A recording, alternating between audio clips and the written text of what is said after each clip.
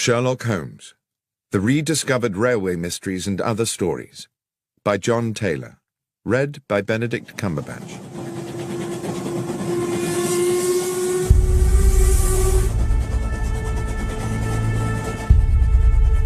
An Inscrutable Masquerade.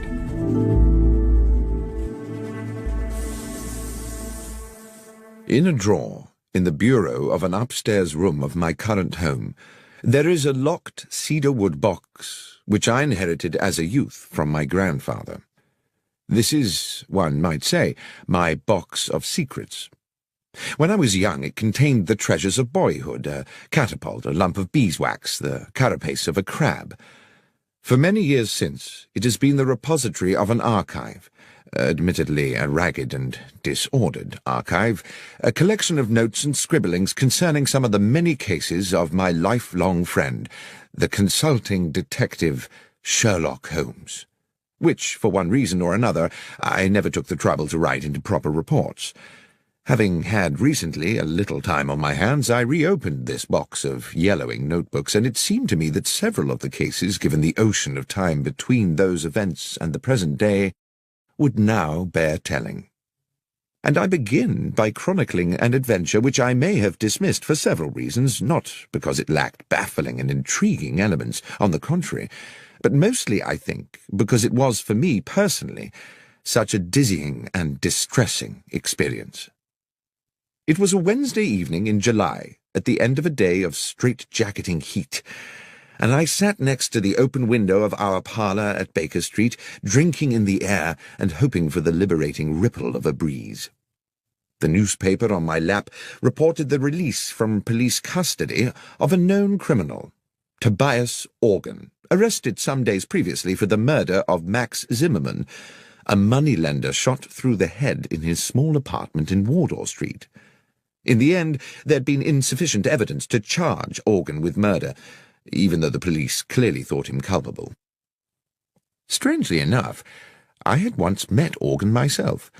He had come to me as a patient suffering, as I recall, from a severe lesion to the lower back, which he maintained had been caused by a fall against a metal stanchion, but which I had little doubt was in fact a stab wound. My diagnosis was supported, I believe, by his barely veiled threat that I should under no circumstances make known his injury to anyone else. He had an unforgettable, menacing way with him, and I had felt immense relief when he left my surgery. I'd been looking forward to discussing the Organ case with Holmes, who would certainly have some views on the subject, but when he finally appeared for dinner he was irritable and uncommunicative, and from these symptoms I guessed him to be in the process of some taxing mental work. All the same, I had no wish to sit out the meal in silence. "Stifling weather to be out and about, Holmes," I said, peppering a slice of beef. "Indeed, Watson, and equally stifling to be in." He busied himself with cutting into a potato. After a while I said, "I've not seen you today. I presume you were somewhere on business." "Yes, Watson, I was." Another pause, the chink of cutlery. "Somewhere local?" "Somewhere very local, Watson. I'd expect you'd like to know where." "Well, I've no wish to be intrusive." "In the basement. I've been all day in the basement of our house, and since your desire not to be intrusive is clearly struggling against your overwhelming curiosity to know, I will tell you why I was there." And he paused and smiled, in the full confidence that you will not breathe a word to a soul about it. "Why, Holmes, of course not, and on the understanding that if I do tell you, you will not be able to leave this house until my work is complete." "What?" I put down, almost dropped, my knife and fork. "You don't mean not leave at all?" "That's precisely what I mean. So it may be that you would prefer to forego my secret rather than consent to becoming a prisoner here for what might be several days." Hopelessly intrigued, I gave no thought to the discomfort of being shut indoors in this sultry heat, no thought to the boredom, not even any thought to the fact that I had appointments in my diary. "I am prepared to abide by your request, Holmes." He stood up from the table, his meal unfinished, and went across to the hearth to retrieve his pipe and tobacco pouch. As he filled his pipe and lit it, he sank into his armchair. "I believe you have been preoccupied with the case of Tobias Organ, Watson." Yes, it has been on my mind. How? You twice left the newspaper open at that page. The moneylender Zimmerman, a legitimate businessman with a wife and young children, was murdered with an army rifle. The police have many reasons for believing Tobias Organ to be guilty of the crime, and one of these is that he owns an army rifle. Organ, of course, denies that his firearm is the murder weapon. Well, yes, I said, one would expect he would. But suppose, said Holmes, suppose there was a science which could with certainty tie a bullet to the gun which fired it. Well, that would be marvellous, I said. But there isn't, is there? Well, Watson, let us say that such a science is seminal. It is exactly this problem which I am wrestling with at present in the basement of the house. I've set up a laboratory of sorts down there where I can conduct some experiments. Progress is promising, and if the results are as I expect, they will certainly send Tobias Organ to the gallows. But Organ is an utterly ruthless villain, undoubtedly guilty of a number of murders, but devious enough always to palm them off on others. If he were to gain even an inkling of my work, we would be in the utmost danger. I can see that you would be in danger, Holmes, but how might I be? As I say, Watson, Organ is ruthless. To get at any enemy, his favourite trick is to abduct someone close to his adversary, often with, I'm afraid, horrific consequences. You know too much now, and since I'm not prepared to put you at risk in that way, I fear you must sit it out in these apartments. You must not answer the door, you must stay away from the windows, no visitors. You must lead the life of a prisoner until such time as this matter is settled. Well, I said, it might be good for me. I have a medical paper to write, and the period of confinement might induce me to keep my nose to my studies. Excellent, Watson. I'm sure your sacrifice will not be in vain. I really did not see myself sacrificing very much at all. I spent the evening cancelling all appointments of the following week, and went to bed rather looking forward to a few days of fruitful incarceration. The morning found me in a hopeful mood in what appeared to be an empty house. Holmes, I presumed, had already descended to his basement laboratory. Our landlady, Mrs. Hudson, had left me a pleasant, cold breakfast, an indication that she herself had had to leave the house early. The day, while already warm and bright, had not yet begun to turn oppressive. The clock over the hearth ticked slowly as I settled down to my books, experiencing for the first time since my student years some of the quiet ecstasy of study. By midday, the room had become hot. My concentration meandered, and thirst plagued me. I wandered downstairs to Mrs. Hudson's apartment and found her still absent, so I proceeded down to the basement to ask Holmes whether he knew what arrangements had been made for lunch. The door to the basement was shut, and when I tried the handle, I found it to be locked. From within, I could hear the occasional crack of what sounded like a gun being fired, and the grind of metal on metal like ball bearings rolling round an iron bowl. "Holmes, are you there? Watson, what are you doing here?" "I'm in the process of an investigation." "Indeed?" "Yes, I'm trying to find out what's happening about luncheon." "You'll have to prepare something for yourself," he called back. "I'm afraid I've sent Mrs. Hudson away. I cannot risk the lives of innocent people. And Watson, be so good as to keep away from the basement. Confine yourself to our own rooms and to the kitchen. There's a good fellow." "Very well, Holmes, but—" "Yes?" "I really would very much like a newspaper." "I'm afraid you must do without. Neither of us can take the chance of leaving here until this business is complete. Now, please, let me get on." I trundled to the kitchen. I managed to find myself some bread and cheese, which I took back upstairs. Our rooms were now very hot, and since I was forbidden to sit near the window, I ate my luncheon over my books, dropping crumbs into the creases of Gray's Anatomy and beginning to feel restless. After lunch, I managed to force myself to a little more work, but by 3 o'clock had fallen asleep in the armchair. I woke to hear the sounds of evening traffic moving along Baker Street. I listened with something like envy to the busy hubbub of those who were free to come and go, who had families to return to, and simple feasts awaiting them at convivial tables. My lot seemed bleak by comparison. Holmes did not emerge from his infernal basement, and Mrs. Hudson did not appear with an evening meal. I cannot recall how the rest of the evening passed. The heat absorbed during the day by London's pavements now radiated back to thicken the evening air. The world outside, of which I had no news, became gradually silent, and I, hungry and disconsolate, went finally to bed. The next morning, after a makeshift breakfast, I got down to some work, and was well into the argument of the paper I was writing, when I began to realize that the room was again beginning to become airless and oven-like. Determined not to succumb to lethargy as I had the previous afternoon, I decided that despite Holmes's strict embargo on going near the window, I simply must have some air. As I raised the sash, I saw a cab approaching along Baker Street and stopping directly beneath the window. The passenger who stepped out was Nicholas Cartwright, an old university friend now writing for the Times. I hadn't seen him for a couple of months, and he seemed about to pay a surprise visit. Desperate as I was for company, I could not forget the promise I had made to Holmes to admit no visitors. The doorbell rang. My first idea was to wait for Cartwright to give up and go away, but there quickly came a second ring, and with it a call from the street through the now open window. "Watson?" A note of anxiety in his voice suggesting that all was not well. Cartwright was a good friend. I did not see how I could linger there pretending to be deaf when he might be in need of my help. I dashed down the stairs and opened the front door. "Watson, so pleased to have found you."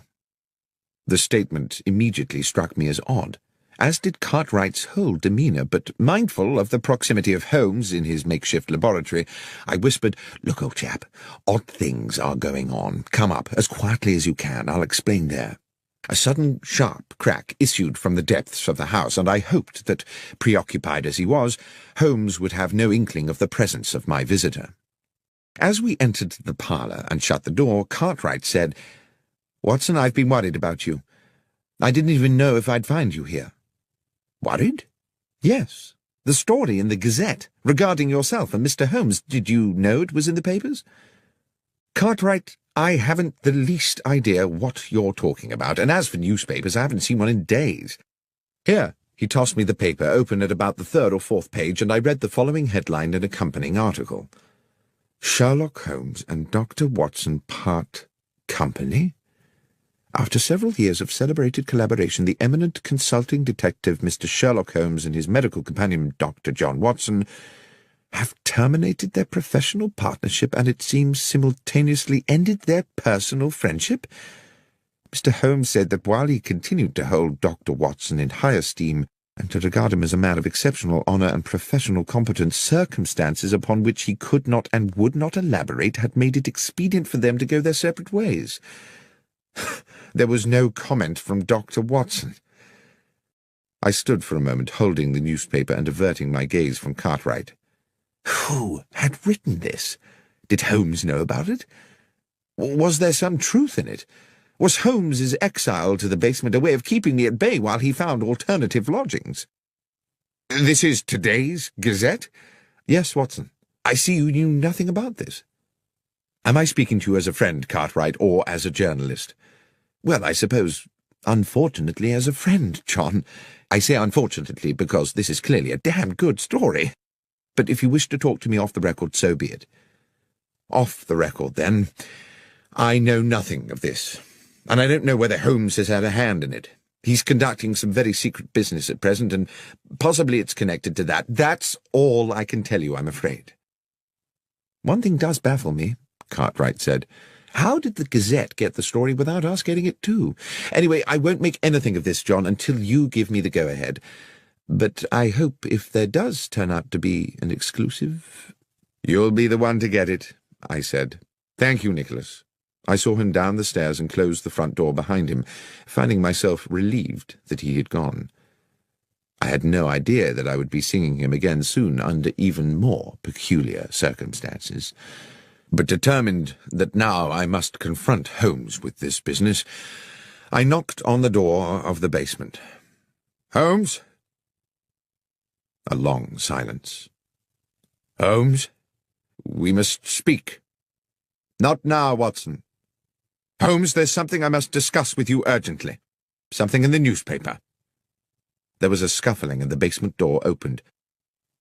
"Newspaper? How did you get a newspaper?" Cartwright called. He'd seen an article. Yes, Holmes interrupted. Yes, the article. I dare say you would appreciate an explanation. Give me half an hour. A little later we sat opposite one another in our sitting-room. The evening was still close and oppressive. The newspaper article, said Holmes, was an unfortunate necessity. I hope it has not caused you too much embarrassment, Watson, and when this business is finished, all will be rectified. But why, I said, report us as having quarrelled? Bear with me, Watson, I beg of you. As you know, I have tried to keep my work here secret. But how certain can one be of that? The police are involved in these matters and are aware of my experiments, and who knows whether some junior or even senior member of the force is not in league with that utterly ruthless villain. Now, having been alerted to that newspaper report, might it not be the case that Tobias Organ would assume that you were no longer in London? At any rate, he would certainly be likely to assume you were no longer sharing these premises with me. You gave the story to the Gazette to protect me. Yes, Watson. That was my purpose. I just wish that you'd consulted me first. You were not supposed even to know about it, Watson. And if you had not had a visit from Cartwright, you would never have seen the article. It was unfortunate that he came when he did. It was the article that brought him. Yes, a miscalculation on my part. Now, it is late, work to do tomorrow, and I must insist on extracting from you another guarantee. What's that, Holmes? That you will not, under any circumstances, interrupt my work again.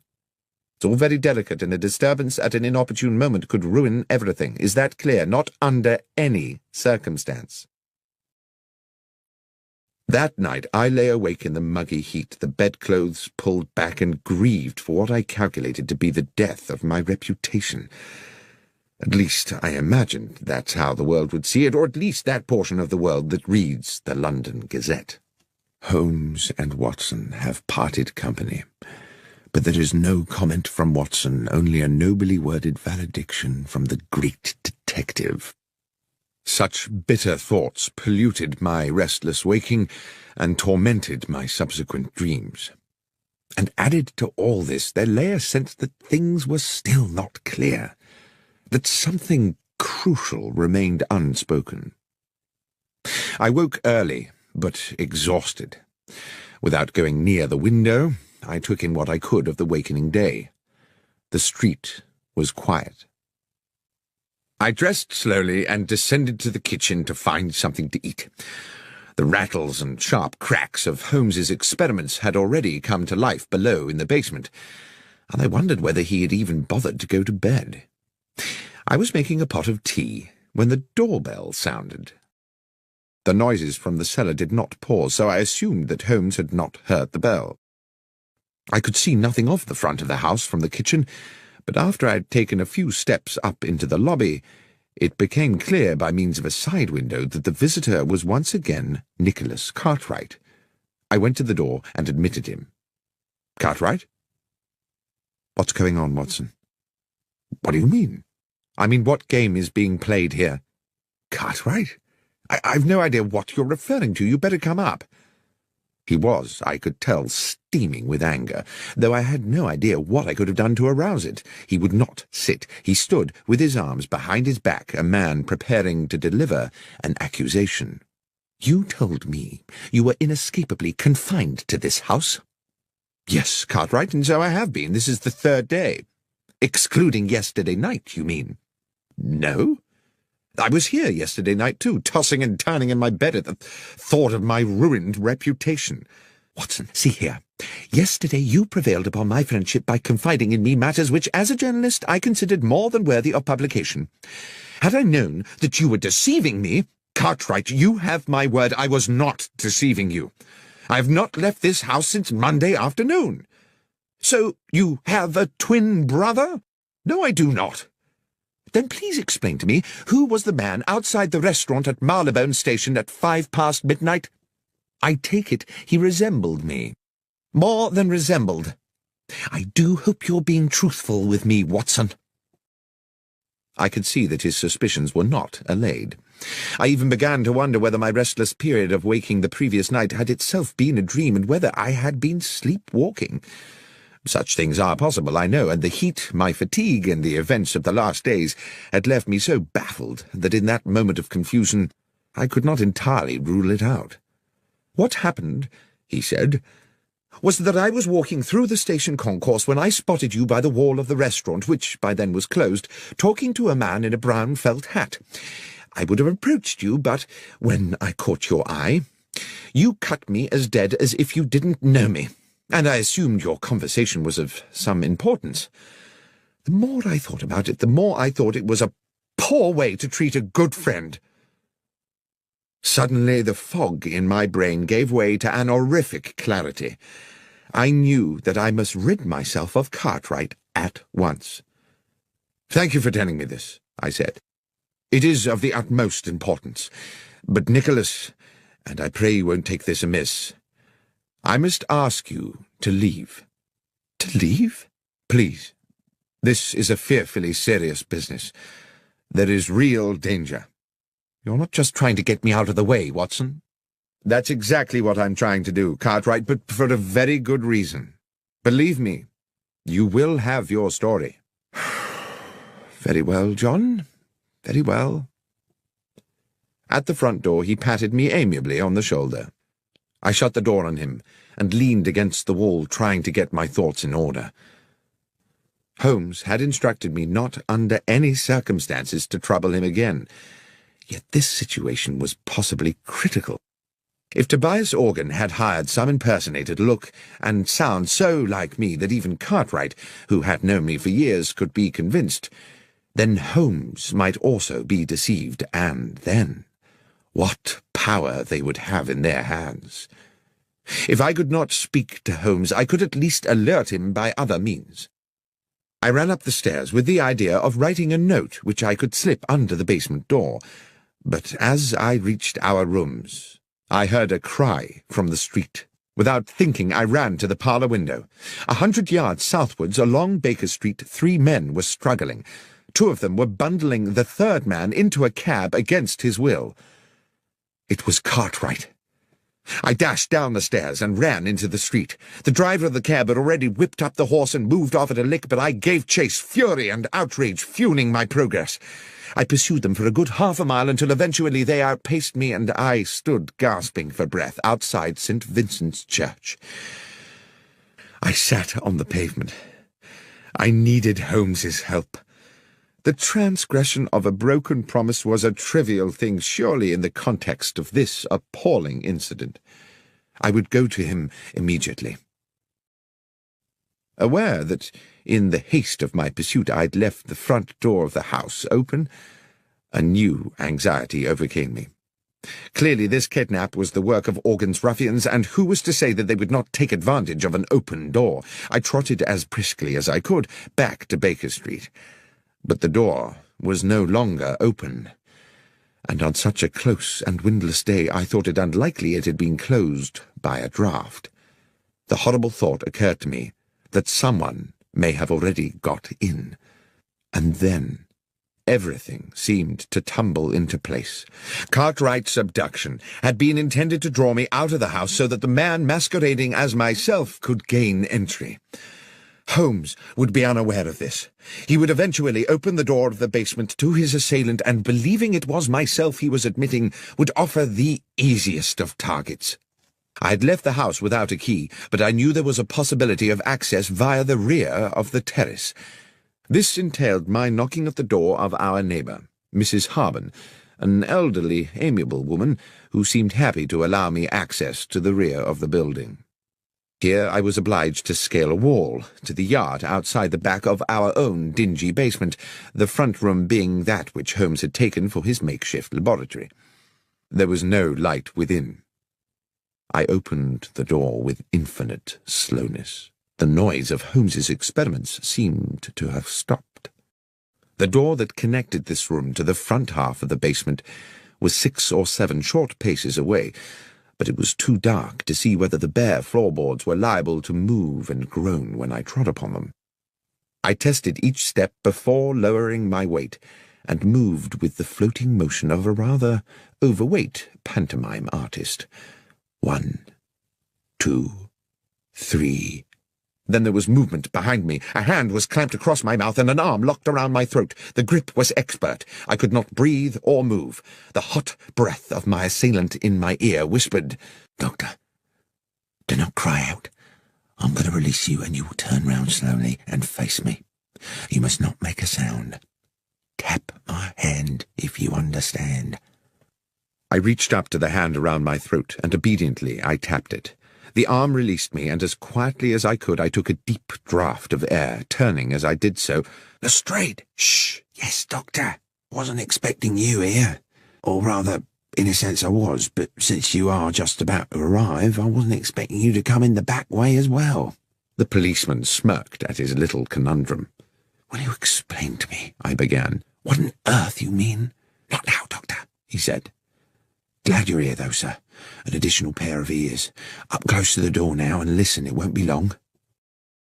It was indeed less than a minute before we heard the door from the front of the house opening into the laboratory, and the arrival of what sounded like 2 men. The door was closed with a thump, and a gruff voice said, "So this is it?"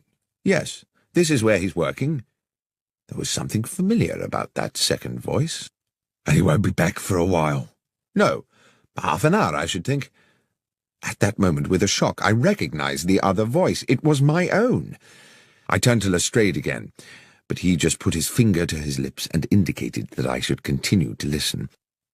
"So what's the plan, then?" asked the gruff voice within.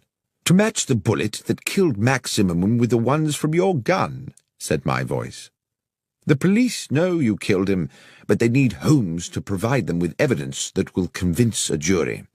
Evidently, I thought, the gruff character is Tobias Organ." I heard him pace about, then spit noisily. "Zimmerman's not the first one I've topped, and they've never got me yet. They say you only got £4 10 from him." "Never you mind what I got. Anyway, I never killed him just for the money. I killed him because he gave me a bad look. He gave me a bad look, and I gave him a bad headache. A bullet right between the eyes. Now, let's deal with this little problem."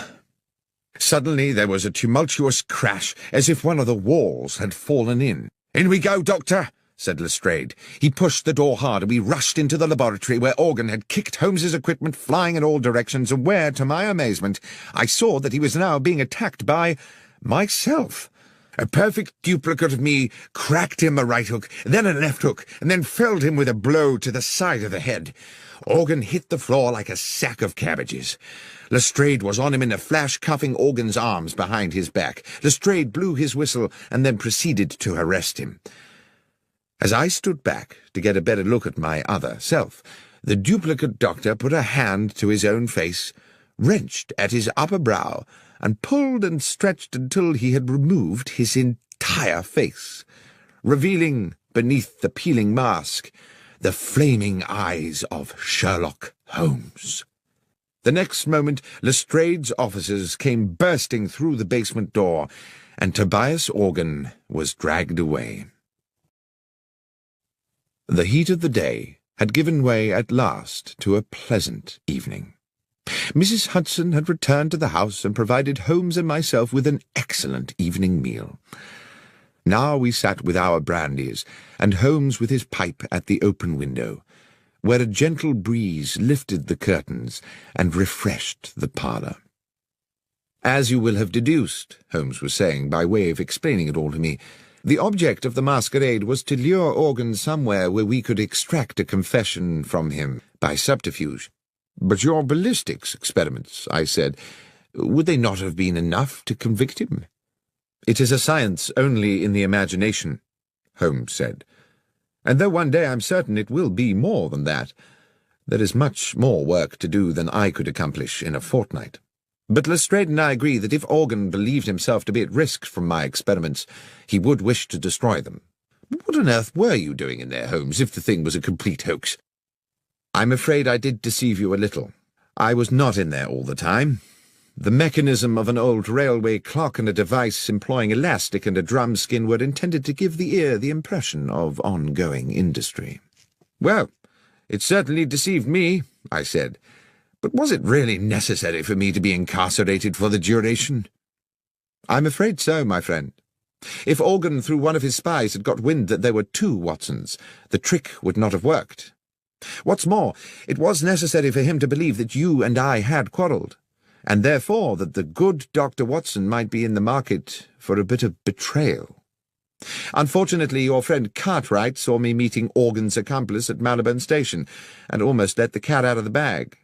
It was necessary for us to put him somewhere safe. Lestrade's men kindly subjected him to a temporary and very comfortable period of kidnap." "It was you who had him dragged away?" "Yes. I had not calculated that you would follow him, of course, or that you would be locked out and find yourself clambering in through the back. But it turned out well. You will make an additional witness for the prosecution." "Do you think they'll convict him?" "Oh, yes, Watson. His confession today was as clear as a bell. Tobias Organ will hang. As for you, my friend, I have given you a terrible time, and as a reward, I'm going to take you to the opera." "Tonight?" "Yes, tonight. Gilbert and Sullivan. The Mikado." "But, Holmes, my memory is you don't much like Gilbert and Sullivan." "No, Watson, but you do. And besides, I have to confess to having a soft spot for the Lord High Executioner."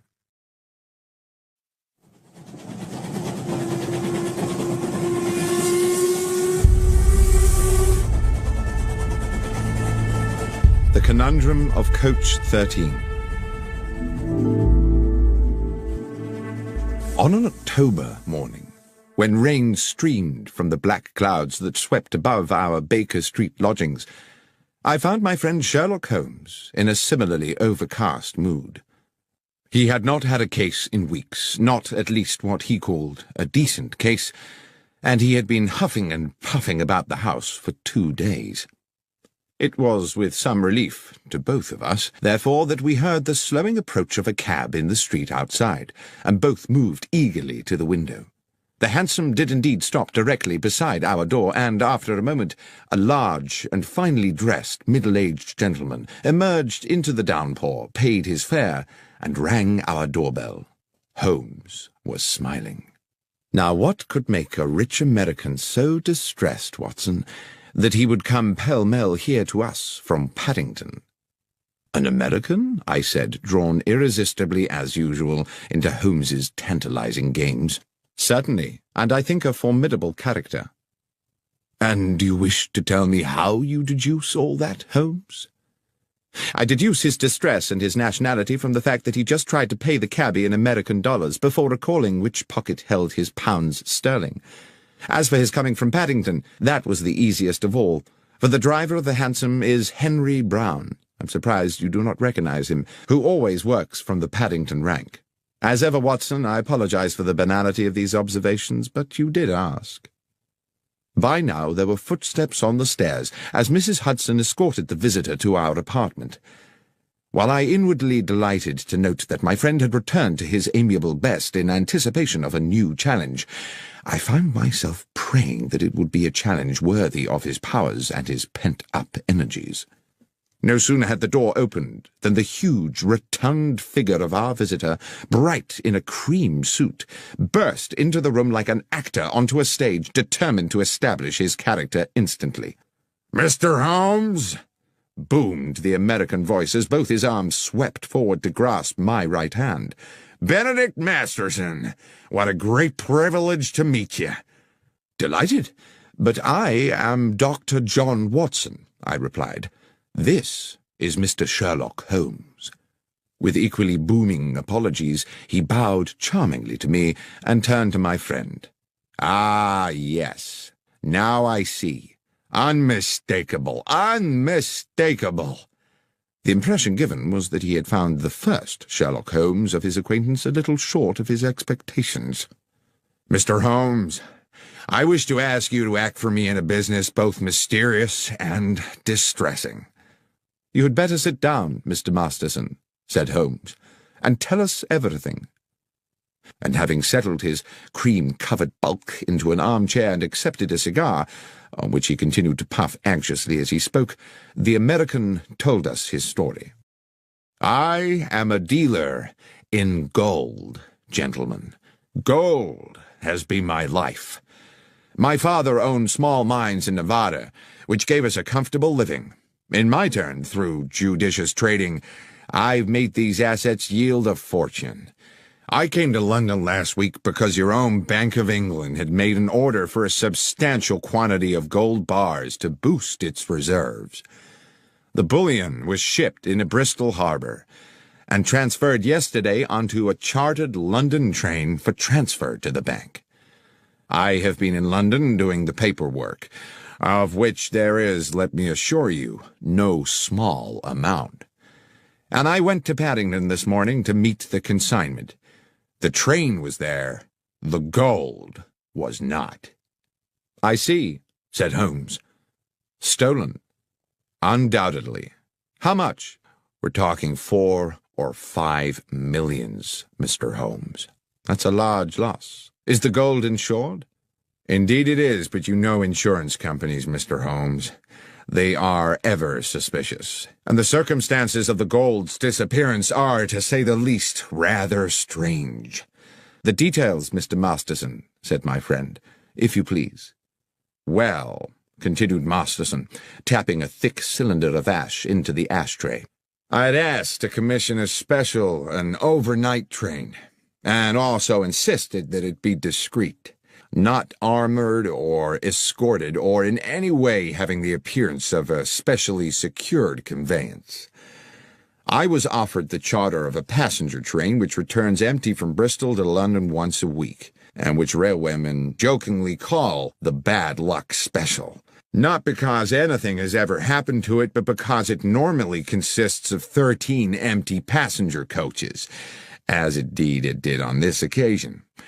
I insisted that the gold be packed in steel containers, each locked with a unique key. You will appreciate that gold itself, gentlemen, is a weighty metal, so each box contained only as many bars as would enable the containers to be carried. In order to prevent the possibility of them being removed from the moving train, I ensured that while they were small enough to go through the open carriage door, they were too large to pass through the windows, even with the windows slid down to their largest aperture. I then arranged for the doors of the bullion carriage to be locked from the outside so they could not be opened until the train reached London. The train was empty then, apart from the driver and fireman of the locomotive? No, Mr. Holmes. It is railway practice for all trains to have a guard. A practice I was very happy to comply with, since it meant my consignment would have an overseer throughout its journey, and to this end all the steel cases were loaded into the last coach of the train, coach 13, where the guard could keep a constant watch on them. The man employed for the job was a Mr. Lyons, Mr. John Lyons, a mature and trusted employee of the railway company. Here, strangely, Mr. Masterson stopped and smiled. I inquired whether he had ever worked on the French railways. Gare Lyons, you see. Gare de Lyon. Holmes smiled politely and nodded. Oh, forgive me, gentlemen, I could never resist a pun. To continue, the train left Bristol at 3 this morning, as scheduled. But when it arrived at Paddington at 6, the steel boxes of gold were gone. Mr. Holmes, this was an impossible robbery. The train stopped only once for a minute or so to take on water. Hardly time to unload a single box of bullion, let alone 100 of the darned things, weighing in at 150 pounds apiece. And the guard? Asked Holmes. Lyons claimed that he fell asleep somewhere into the journey and woke to find the bullion disappeared. He's being held at Paddington along with the driver and engineer, but all ardently protest their innocence. And with regard to other suspects, can you think of anyone in your organization who might feel inclined to take advantage of you? Masterson pinched his lips and looked embarrassed. Well, if I may confide something to you in the strictest confidence, my estranged wife, Laura, still has shares in the company. She believes that she should have more. There is, some bitterness in this regard. However, I know Laura well enough to doubt that she is a thief. My friend simply said, "Thank you, Mr. Masterson. I will certainly take the case on. Would you be so good as to wire Bristol and inform them that Dr. Watson and I are on our way?" "I will, sir. You mean to go there today?" "Indeed, yes, as soon as I have made a check or two at Paddington Station." "Well, I surely thank you. I can think of no better hands in which to leave the case of the bad luck special than those of Mr. Sherlock Holmes." Holmes did not smile. "I never leave anything to chance, Mr. Masterson. Perspicacity and reason are the tools I employ." "Forgive me, Mr. Holmes. As I say, I am fatally attracted to puns." "We will keep you in touch," Holmes said, "with all developments." Within half an hour we were at Paddington, but before boarding the Bristol train, Holmes wished to make certain that the so-called bad luck special was secure. The train had been shunted into a siding, and we were relieved to find that police responsibility for the case had fallen to Inspector Stanley Hopkins, a young but ambitious detective with whom Holmes and myself had had numerous dealings in the past. Hearing that we were being engaged by Mr. Benedict Masterson, the inspector agreed to watch over the train and make sure it remained undisturbed until our return to London. It was still raining when we arrived at Bristol, where we met the station foreman, George Willits, an amiable man in his 50s who gave the comforting impression of having been in his job for a lifetime and knowing the whole business inside out. Willits had been on duty the previous night and took us directly to the goods platform from which the bullion train had left. Though he did his best to be of assistance, he looked painfully weary. "I apologise to you gents for my appearance," he said, "but I was on night shift last night seeing out the special. I was just about to go off when the message came from London about the theft, so I've not yet been home to bed." "We won't keep you long, Willits," Holmes said. "I understand you were here when the bullion boxes were being loaded." "I was, sir. I supervised them myself. Watched them being lifted into the guard's carriage at this very spot, before I sent the signal to bring in the rest of the train." "The guard's coach was not connected to the train while it was loaded." "That's right, sir. The rest of the train was shunted out of the siding and coupled up just before she was due to leave." "And who brought her in?" "Tommy Marriott, the engineer, and his fireman, Pat McGlinchey." "Old hands?" "Not quite so much a fixture as myself, Mr. Holmes, but they've been around the best part of 10 years. They're sound men." "Good. Now, if you'll bear with me a little longer, Willits, I'd like to ask you a little more about the gold itself. How many men were involved in loading the carriage?" "Well, sir, it was quite some operation. It took 4 men to load each box, 2 inside the carriage, 2 outside. Damn heavy things, if you'll excuse me, sir. Over 100 weight apiece, and damn awkward squeezing them through them narrow doors. It was a hell of a job." "And how long would you say the whole business took?" "It was about midnight when they started, and about 2:15 by the time they finished, so almost 80 minutes. "And after it was loaded, was there any delay before departure?" "No, sir. The rest of the train, as I say, was reversed in from the siding. John Lyons, the guard, got aboard, and the door of the guard's coach was locked from without, sir, as per our instructions." "One final question, Willits, if I may. I'm informed the train stopped en route." "Yes, sir. She was scheduled to hold up for a minute or so at Swindon to take on water." "It stopped for no longer than that, and at no other time?" "No, sir. The signalman would know for sure if she'd been held over for more than a minute, and that's already been checked." Holmes seemed to pause for a moment while he considered all this information, and then he said, "Willits, I am most grateful for your detailed and, I have no doubt, accurate recollections. Now, if you will excuse us, Dr. Watson and I will take the next train back to London and leave you to go home and get some sleep." Inspector Hopkins was at Paddington when we arrived, and Holmes immediately requested that he arrange for us to speak to the railwayman who had commandeered the bad luck special on the previous night, Marriott and McGlinchey, the engineer and fireman, and the guard, Lyons. In a dark office of the railwayman's quarters, on one of the grimmer outer platforms of Paddington Station, The three men sat disconsolately on rickety wooden chairs. It occurred to me that they had by now been detained in this dismal place for several hours, and when Holmes and I were introduced to Lyons, he barely had the energy to nod to us. But he did speak, his words almost drowned in the muffler which half covered his mouth. "I dare say you think me a thief, Mr. Holmes, from what you'll have heard. I'm not, sir, but what I have done is derelict my duty, so maybe I deserve what's coming." "I want to assure you, Mr. Lyons," Holmes said, "that my intention here is to uncover the truth, and uncover it I will. If you are, as you say, innocent of any crime, you have nothing to fear from the law. But tell me how you think you failed in your duty." "Well, I were meant to keep me eye on the shipment, sir, weren't I? But I fell asleep. It's not something I make a habit of, but this time I did." "And woke to find the bullion gone?" "A nightmare, sir. I suppose I should have stopped the train with a pull cord, but I was in a bit of a daze." "How long do you think you slept?" "I thought about that, sir. I remember us passing through the White Horse Valley just before Swindon, and when I woke up, we were about 10 miles out of it and past the Lumsey Water Tower." Holmes looked towards the fireman McGlinchey, a plump man with rich black curls. "When you stopped to fill the tank, did you notice anything odd?" "No, sir. It was a dark night, and there were no lights there save the fire from the boiler. You couldn't see 20 feet beyond the train." Holmes turned back to Lyons. "I would like you to describe to me the events of yesterday evening." "Well, sir, I wasn't due to start my shift until 1 in the morning, so around about 12 I had a brown ale in the railwayman's canteen and collected some sandwiches and a can of tea for the journey."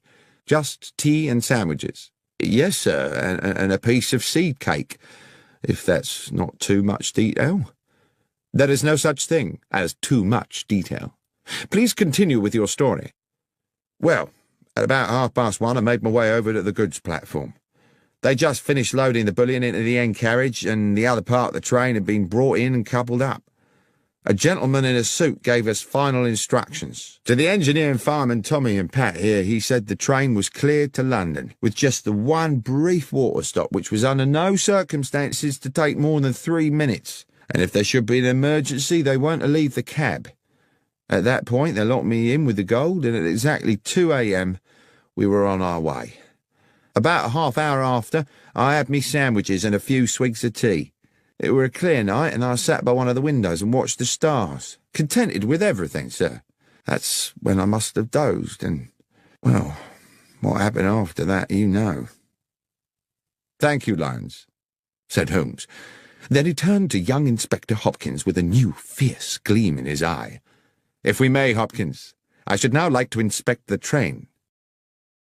We made our way along the track to the engine sheds, and after checking the locomotive, searched through each of the 13 coaches, whose number I carefully counted myself, until we arrived at the last, the guard's coach, in which the gold had been transported.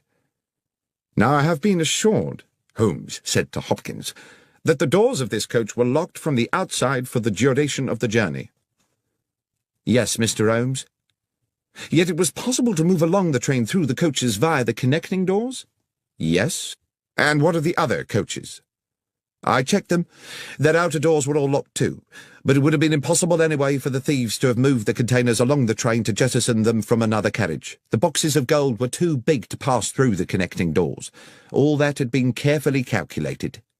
"But is it quite certain," I ventured, "that the boxes could not have been opened and the gold removed bar by bar?" "Quite certain," said Hopkins. "Not without the original keys. They were unique to each box." "Besides, Watson," said Holmes, "if the boxes had been opened here, then, with or without the gold, they would still surely be here now. Speaking of which, Hopkins, the carriage is just as it was found when the doors were first opened this morning. As I said, Mr. Holmes, nothing's been touched." Holmes took an initial sweeping glance around the carriage interior, then stooped to pick something up from the floor. "This brown paper, I presume the wrapping for the guard Lyons's sandwiches." "Yes." "This is can of tea?" "Yes." "Curious that he had a can of tea?" No.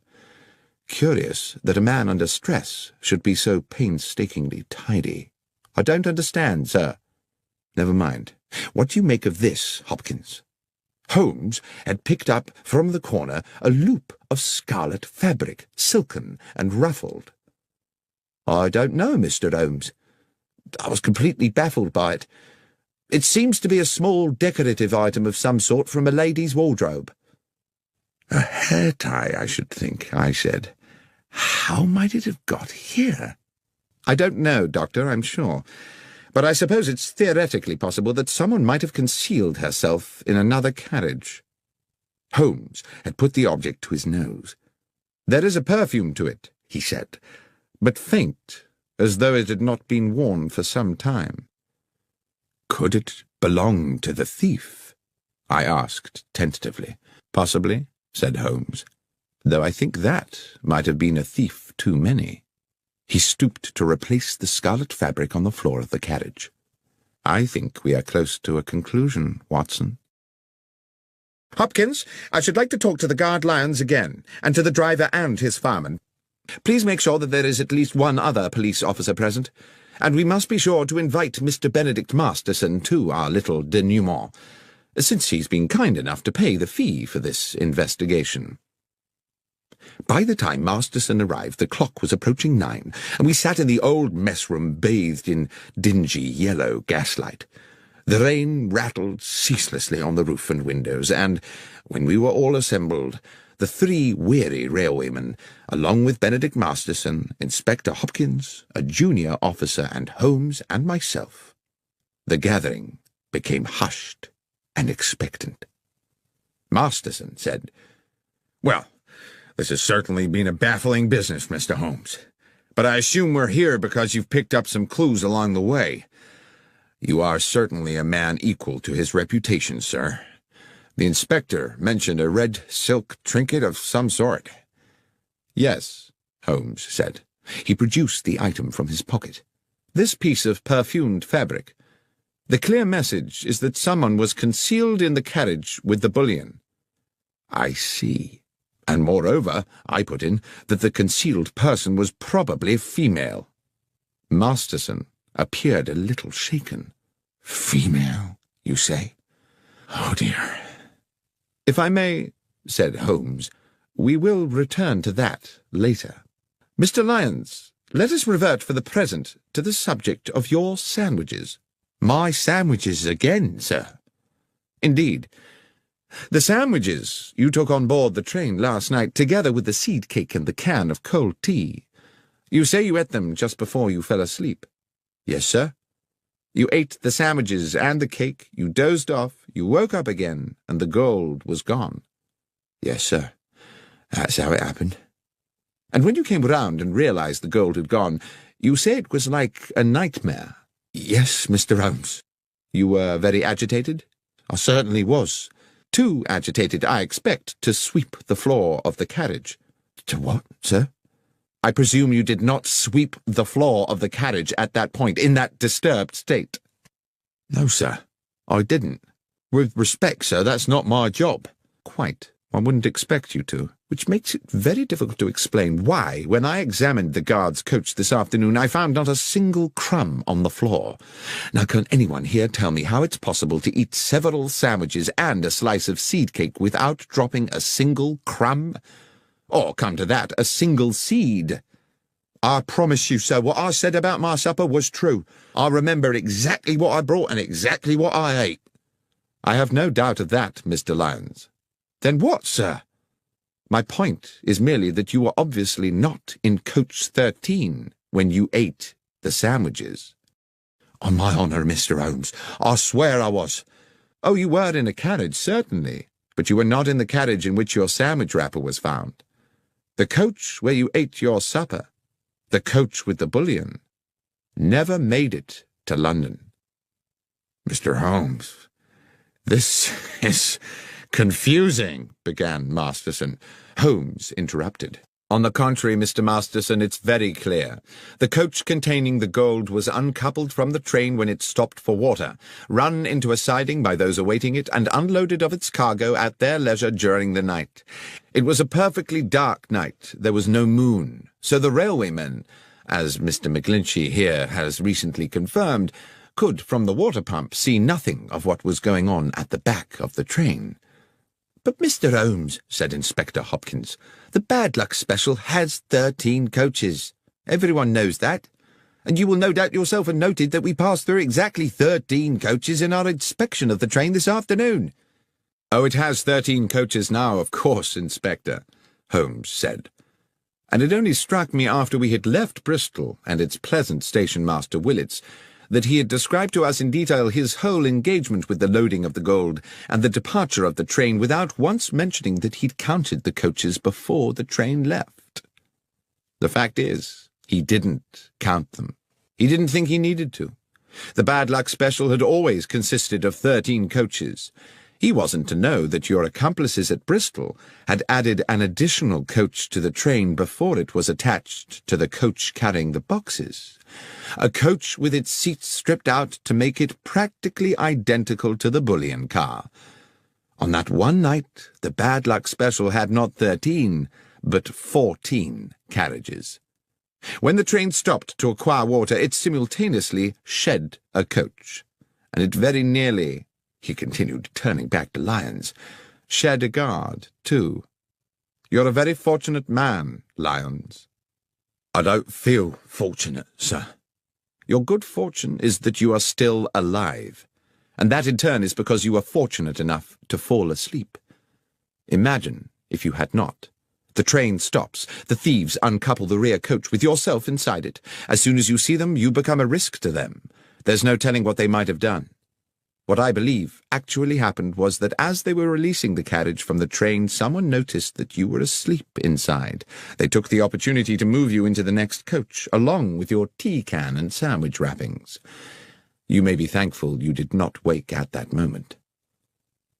Masterson wore an expression of amazement. "I am full of admiration, Mr. Holmes.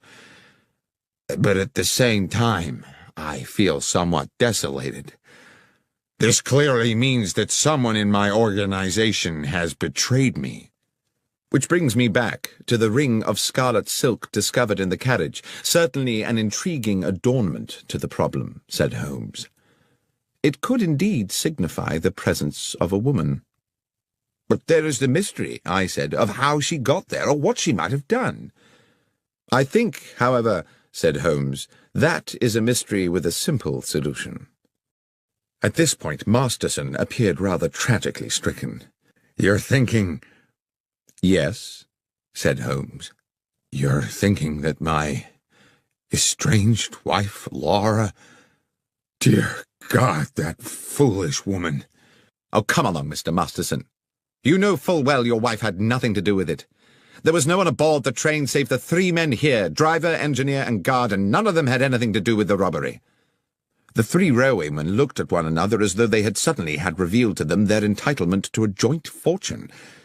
"As for the thieves," said Holmes, "they are to be located somewhere nursing a hoard of bullion, apart, of course, from their paymaster, who is sitting here with us. Is that not so, Mr. Masterson?" Masterson blustered and steamed. He was outraged. This was absurd. "How dare you, sir? What evidence have you for such an outrageous suggestion?" "I had misgivings from the beginning. I could not understand why you came to me so quickly after the theft had been discovered when you had so much else to deal with. I see now that you were at pains to demonstrate to the insurance company that you were doing all in your power to recover the bullion because, of course, if you could have both the gold and the insurance money, you would have considerably augmented your fortune.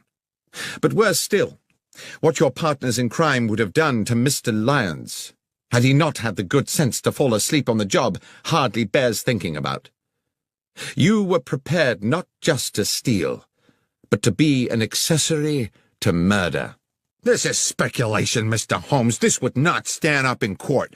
You should be looking for another felon. What about that red silk ring?" "Ah, yes. You've been very subtle about that, Mr. Masterson, suggesting your wife's name one moment and the next assuring me that she could not possibly be implicated. I doubt whether you thought she would be, but you certainly sought to throw me off the scent. What was that item, if not a red herring?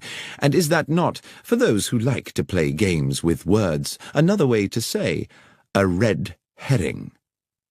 What fun you no doubt planned to have with that joke, Mr. Masterson, had you got away with this business. Now it seems the joke is on you. That was one pun, Mr. Masterson, which you would indeed have done better to have resisted. But whether justice was fully done is a moot point. In expectation of reducing his own sentence, Masterson eventually divulged the names of his accomplices and led police to the embezzled bullion. And although he was committed to prison for several years, it was clear that once his sentence was served, he would continue the life of a wealthy man. "I can't understand," I said to Holmes a couple of evenings later, "why you seem so damnably happy." "A man is never more content, Watson," he said, "than when doing well what his nature has fitted him to do. On which thought, will you pass me the tobacco pouch? I think we should indulge ourselves in a brace of good pipes."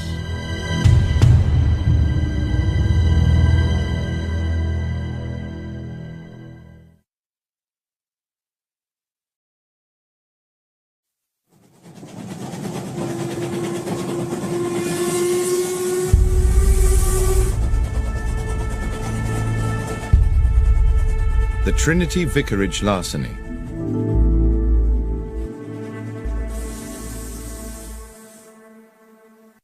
One fine spring morning, Sherlock Holmes and I received into our rooms a portly gentleman in a purple dress. That at least is how it momentarily appeared to me as I glanced up from the Daily Chronicle at the open door.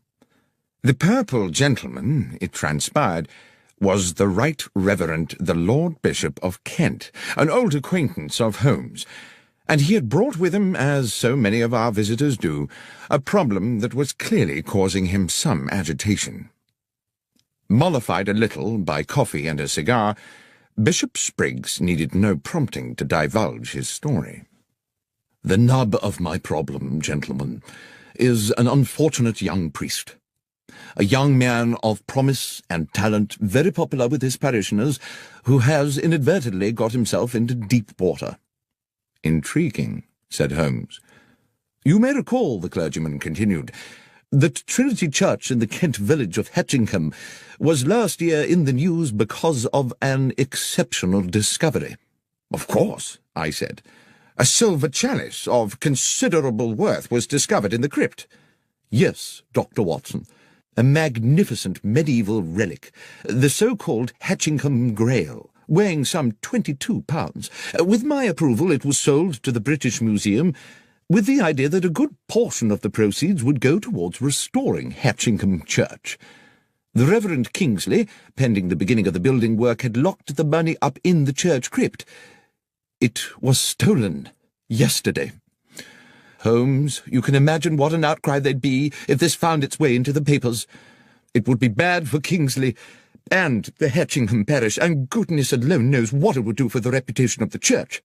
At any cost, the money must be recovered and the thief put away. And I mean any cost, Holmes." "Let us not concern ourselves with fees just yet," Holmes said. "Are there any clues at all as to who might be responsible for this theft?" "I'm not sure about clues," replied the clergyman. "Kingsley did make some sort of an attempt to discover the identity of the villain by chasing him over the fields after the theft, but I'm afraid he didn't get very far." "I think we had better meet the young reverend," said Holmes, "as soon as is practical. Watson, would you be at liberty to accompany me to Hatchingham for a few days?" "I'm utterly indebted to you both," said the bishop. "I dare say while you're in Hatchingham we could put you up at the Trinity Church Rectory. Or there's the Jolly Bulldog, if you'd prefer an inn." "Ah," said Holmes, "the Jolly Bulldog.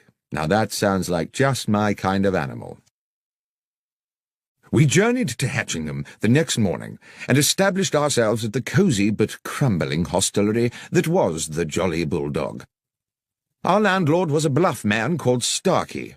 taller by inches than Holmes, and compelled to stoop to avoid the beams of his own ceiling as he lumbered about in heavy boots serving his customers.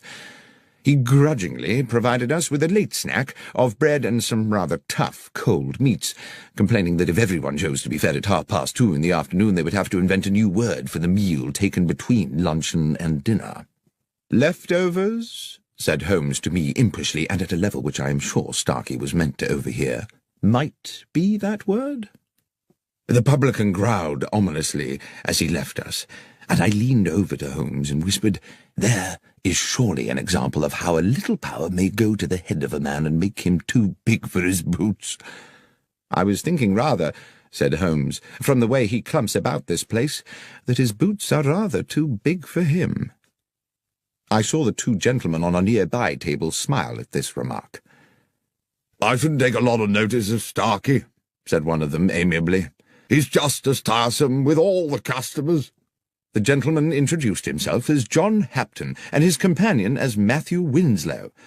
Although neither Holmes nor myself disclosed the details of our mission to Hatchingham, it seems they knew we were expected, and it turned out that both gentlemen were members of the parish committee, and were fully apprised of the theft, though they were quick to assert that it was not yet public knowledge. "I hope you will be successful," said Hapton, "in bringing this thief to book. We are fond of our vicar, and he has been a deeply troubled young man since it happened." The Reverend Kingsley's house was accessed from Hatchingham Lane by a short stone path. A few steps beyond the vicarage stood the church, with, on the west side, a moderate-sized graveyard. On the other side, with its own access to the lane and shaded by a handful of fruit trees, stood Cherry Cottage, which we would later discover to be the residence of the verger and his wife.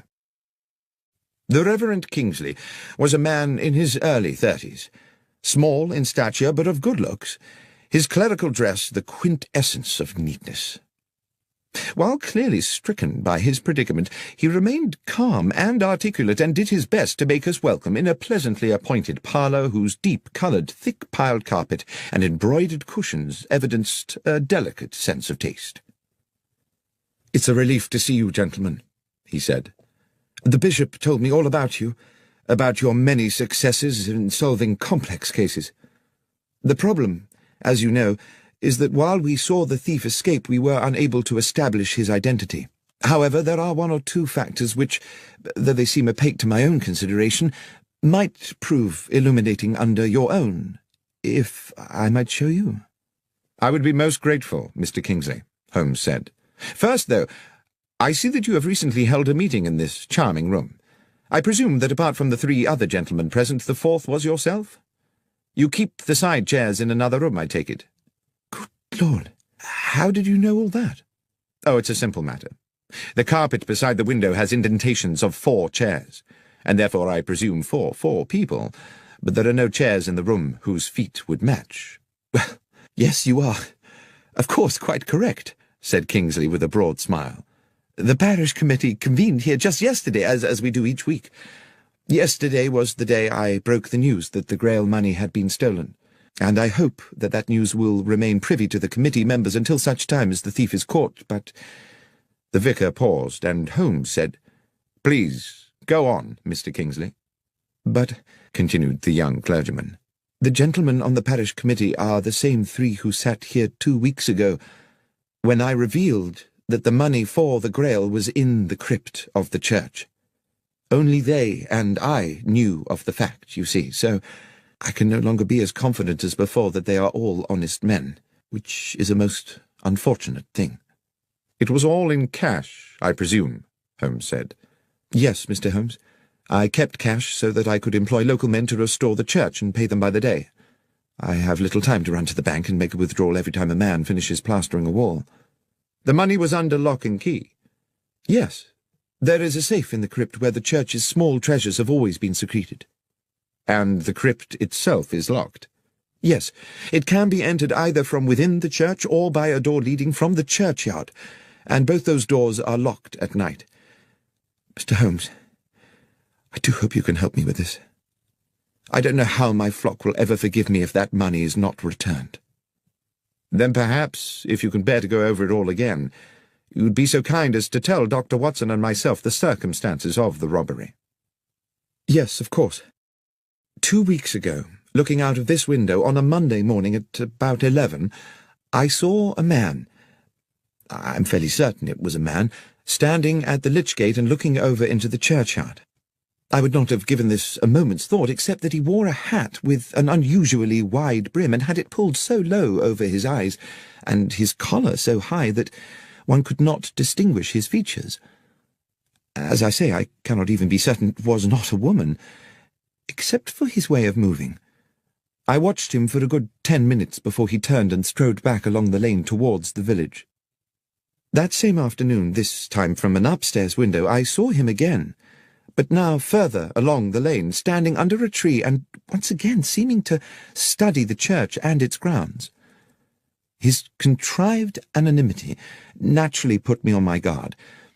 In the evening after those first 2 sightings, I was sitting in that very chair, Dr. Watson, which you are currently occupying, when a thought hit me like a bolt of lightning, a thought which you no doubt will be surprised had not occurred to me earlier, that this stranger might have designs on the money in the crypt. After this alarming epiphany, I spoke to my verger, Sam Manners, and his wife, May, who keep house for me. They live in Cherry Cottage, which, as you will have seen, stands on the lane beside the church's lich gate. There's a short cut from their back door to this house, which they employ when they wish to see me. I mention that because, as I think you will agree, it bears upon the matter. I asked them to report to me if this sinister figure, or anyone else unknown to them, appeared in the vicinity of the church. And indeed, it seems as if the man in that hat had begun to watch my whereabouts, because first May Manners, then her husband, reported to me that they had indeed seen the man in the hat. I began to feel that an attempt on the money was imminent. I resolved, then, to remain in the vicarage or the church grounds until I was certain that the threat had passed.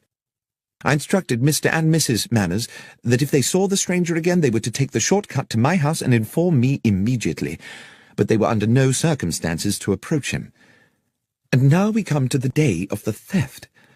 Sam Manners was whitewashing the walls of the church.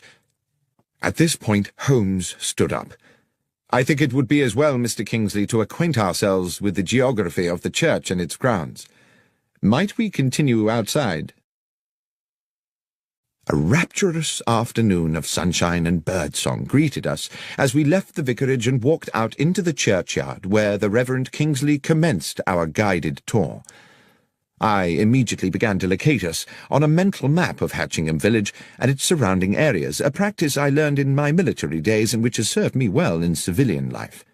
I could see in my mind the large oblong of farmland, about 2 miles across, with Hatchingham village and the church almost at opposite corners. This substantial area of land was surrounded on all 4 sides by public roads. Mr. Kingsley took us through the grounds on a grassy path which ran along the side of the church up against the gravestones of the churchyard. "This is the wall of the church Sam Manners was painting that morning," said the vicar. "He worked for a couple of hours, and at 12 o'clock I sent him off to his cottage for his regular midday meal. I went back into the vicarage and took up a book. After about 20 minutes there was a knock at the back door. Mrs. Manners was in a frantic state. She and Sam had just seen the man in the white-brimmed hat going into the churchyard. I told her to return immediately, and to tell Sam to meet me here at the crypt door, and I came here directly to find myself staring at a spectacular mess."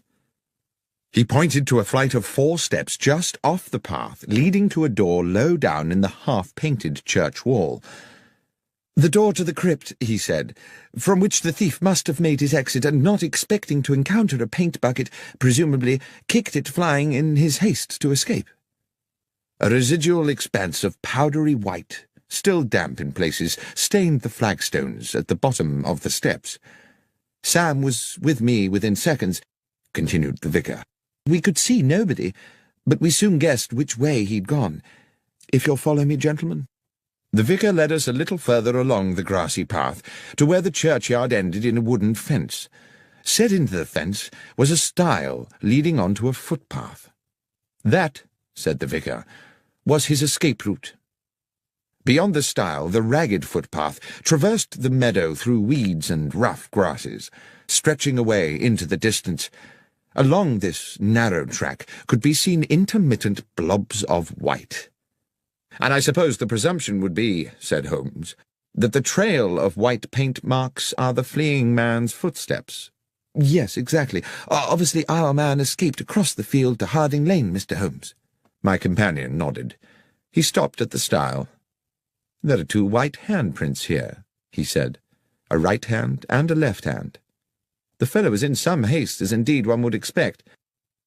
Holmes crossed the stile athletically and walked a little way into the field.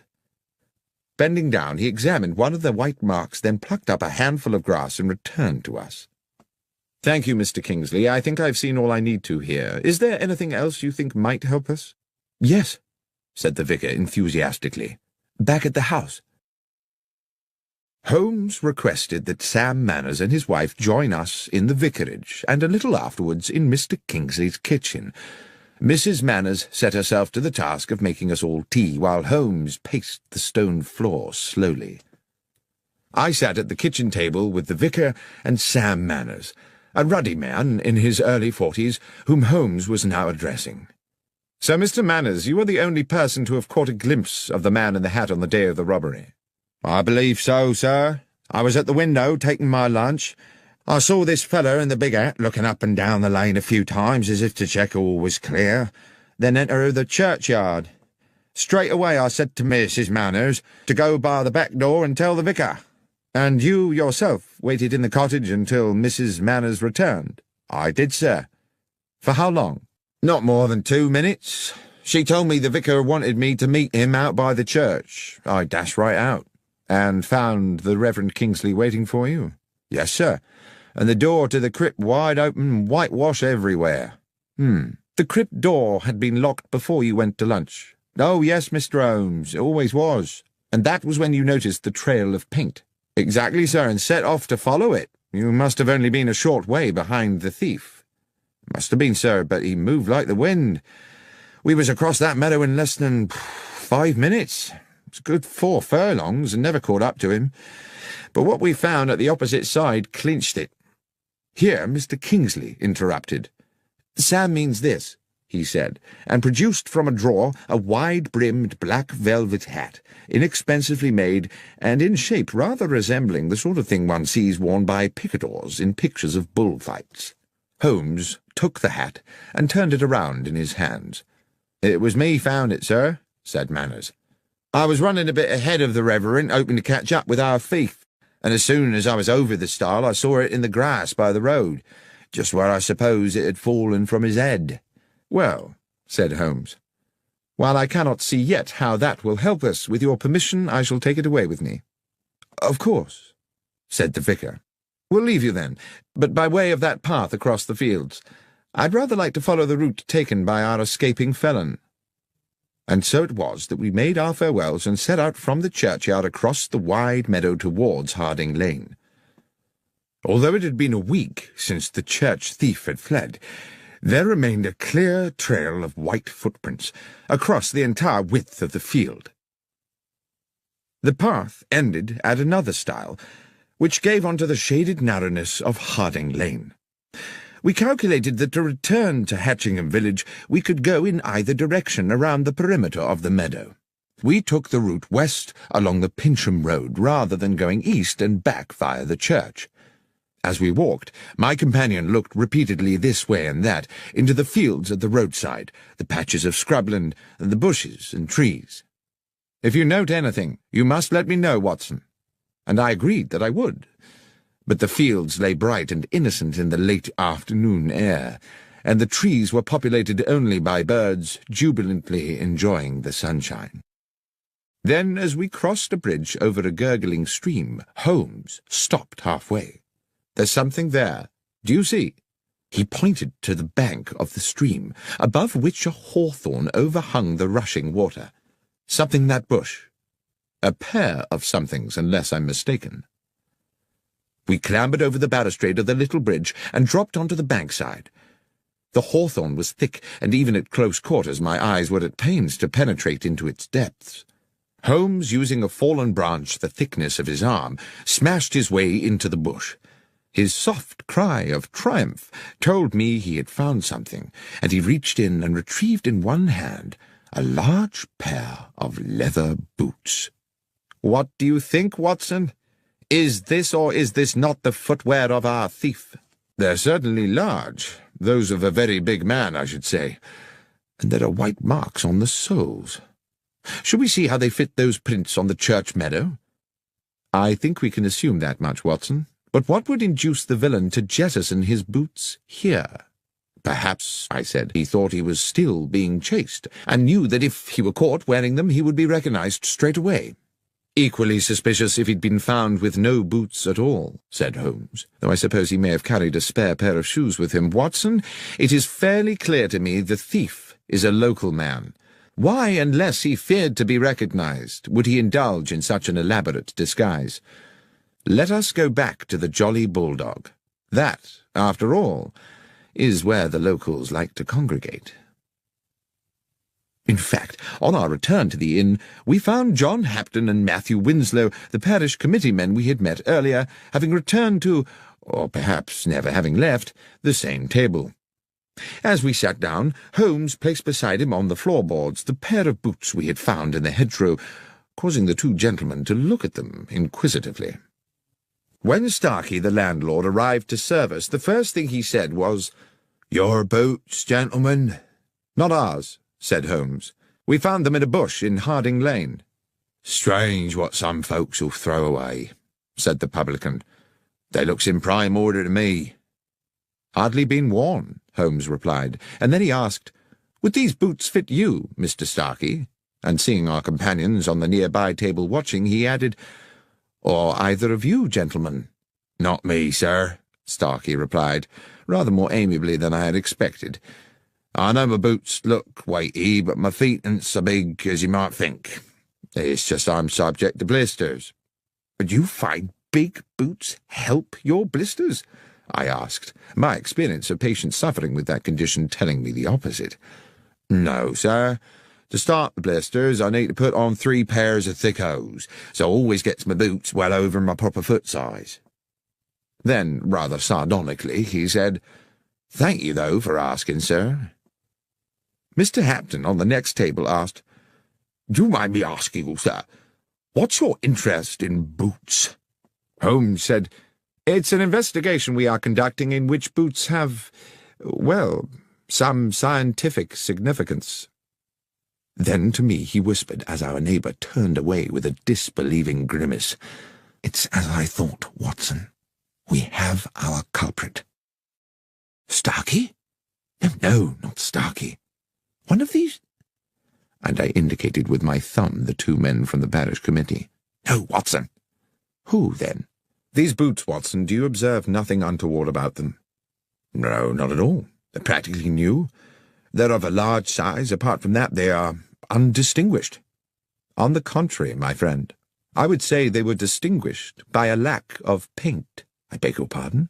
"I mean, Watson, that there are white marks on the soles, to be sure. But tell me, pray, how a man with his hands covered in whitewash could have unlaced and removed his boots without leaving marks on the laces?" "I don't know," I said, "but it would be a singular coincidence if someone completely innocent had jettisoned a pair of boots with paint on the soles."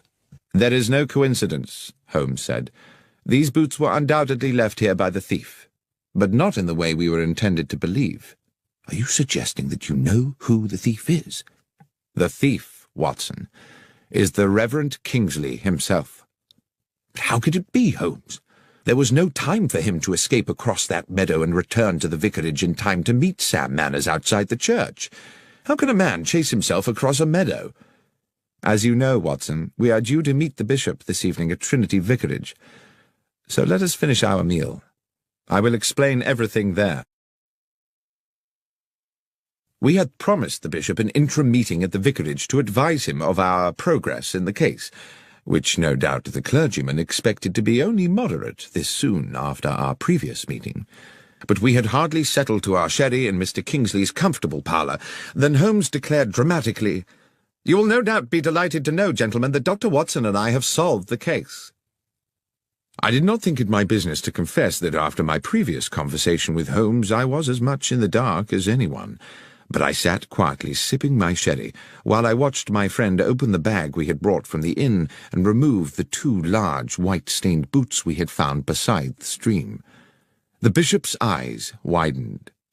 I have to say he looked incredulous. Mr. Kingsley, too, wore a sceptical smirk and raised his eyebrows. "Please tell us, Mr. Holmes, what you think you have found?"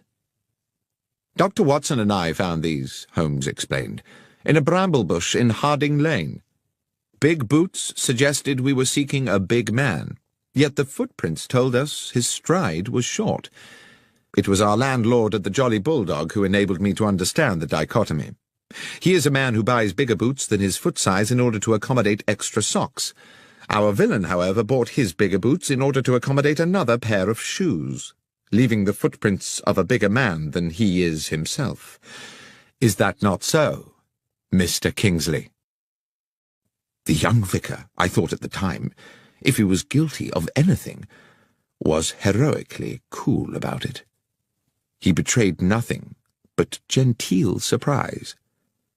"Are you suggesting that I was the thief, Mr. Holmes?" "Holmes," said the bishop gravely, "from what I understand, Mr. Kingsley and his verger practically managed to catch up with the thief on that fateful day. What on earth do you think is the evidence for this assertion?"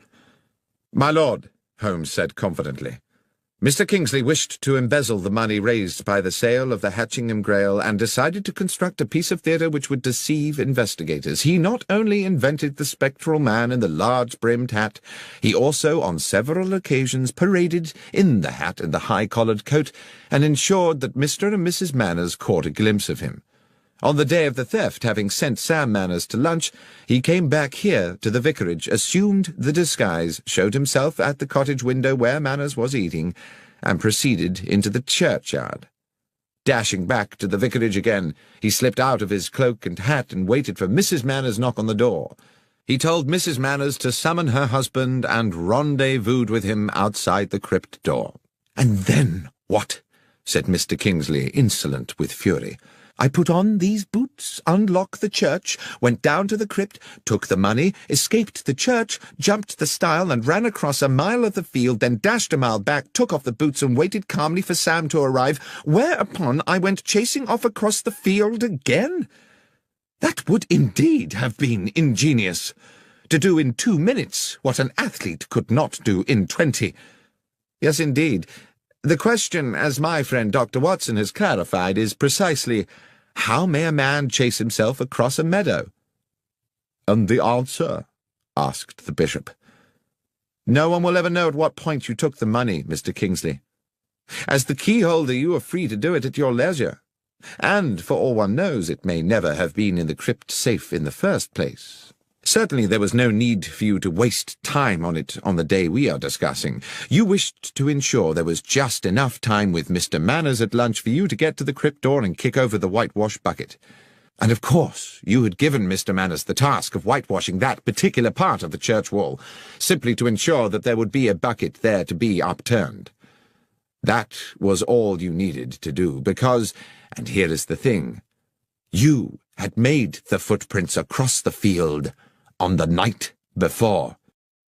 You had also, I have no doubt, planted the boots in the hedgerow on the same occasion, making sure they had plenty of white paint on the soles. Foolishly, you forgot to daub a little on the shoe laces." At this point, the vicar dropped into a chair as though all resistance had suddenly fled him, and I believe that as Holmes proceeded, we all realized that he was now approaching a devastating conclusion. "At some hour of that night, Mr. Kingsley, having splashed so much whitewash on the underside of the boots that your hands were gloved with paint, you planted your white-printed trail along the footpath across the meadow to Harding Lane. Afterwards, you dropped the wide-brimmed hat by the stile and jettisoned the boots in a bush further along Harding Lane. The trail of prints was therefore neatly in place for the deception next morning, and I dare say you were solicitous to keep Mr. Manners away from the stile, where he might prematurely stumble upon your, if I may so misname it, handiwork." "But one moment," said the bishop.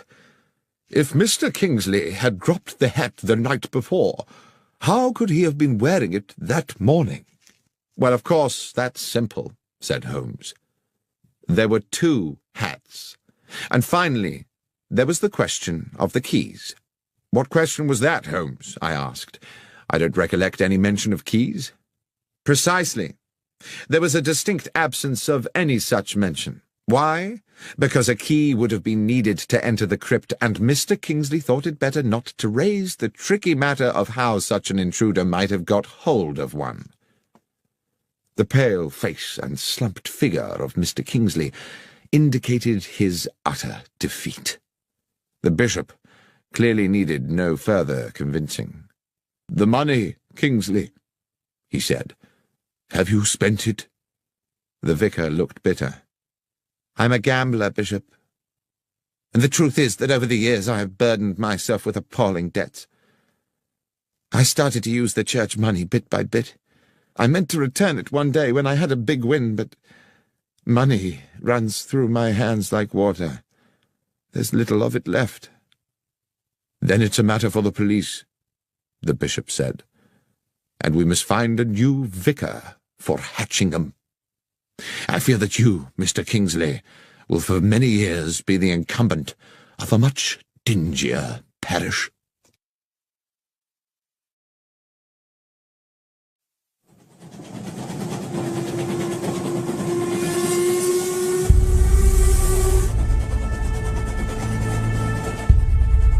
The 1059 Assassin.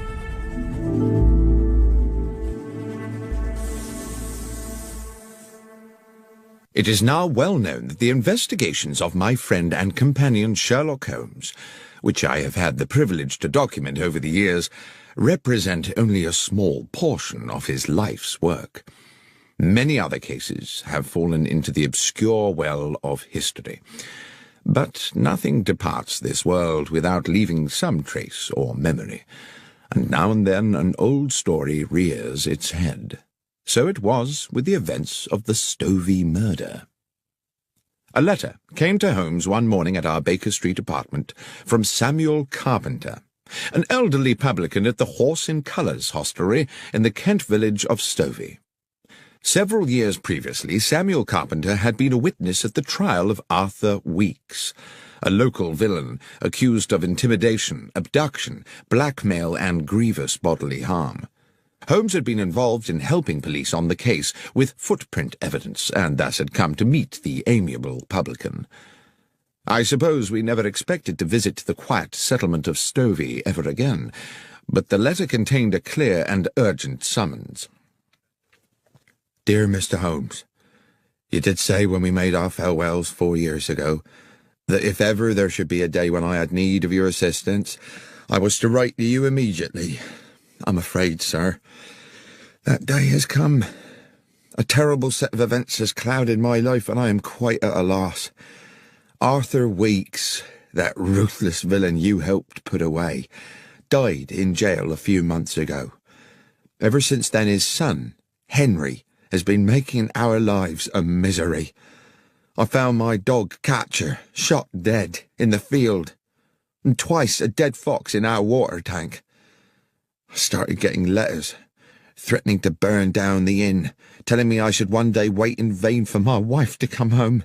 Terrible things, but all written anonymous. Then he brazenly come and drink at the inn as innocent as you like. Well, last week our son Jack told Weeks straight there, in front of all my customers, that he'd gone too far, and he'd better prepare himself for some serious consequences. I wish he had not done it. 2 days afterwards, Weeks was found shot through the head, and my Jack is now being arrested as a murderer. If there's anything you may be able to do, Mr. Holmes, please come immediately." I knew that Holmes had taken strongly to the publican, so it was hardly a surprise to me when he asked, as is his way, whether I had any pressing engagements over the next few days, and, when I said no, instructed me to pack immediately an overnight bag. Within an hour we were aboard a Kent-bound train. In Stovey village we took rooms at the Horse in Colours, and as soon as we were settled in, sat with our landlord at a table in the bar, where a large fire battled the chill in the air. Holmes said, "Now, Mr. Carpenter, the first thing you must do, if I am to help you, is to answer my questions honestly and accurately." "That I will do, Mr. Holmes." "Your Jack made a threat to Henry Weeks here in this bar." "Yes, sir." "And 2 days later, Weeks was found dead."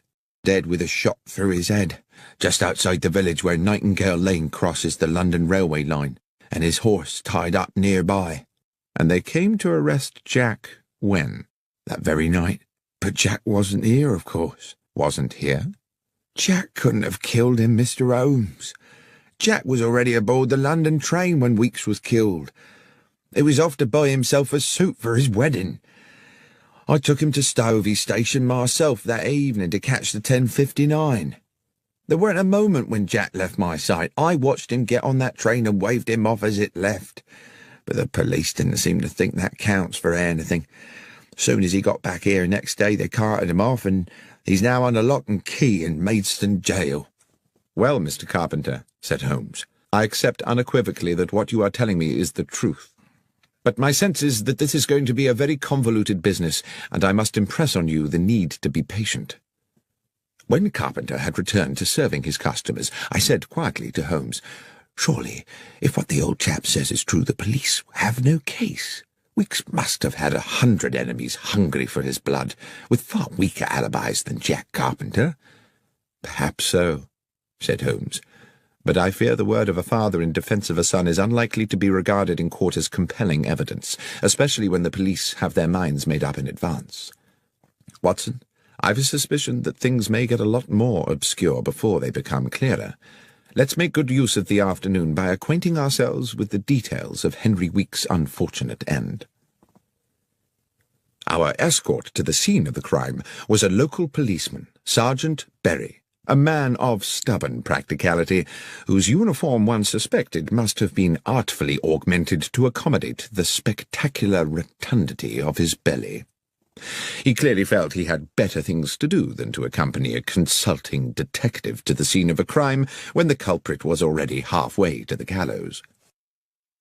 Walking from Stovey village, we arrived at a spot about 30 yards from a level crossing where the main London railway line traversed Nightingale Lane. "Darkhill Crossing. Corpse found here," Sergeant Berry said bluntly. 6 feet from the fence. Victim's horse still tied to the fence. Cause of death, single bullet entering just here." He put a plump finger in the centre of his brow. "Weapon?" "A gun," said the policeman insolently.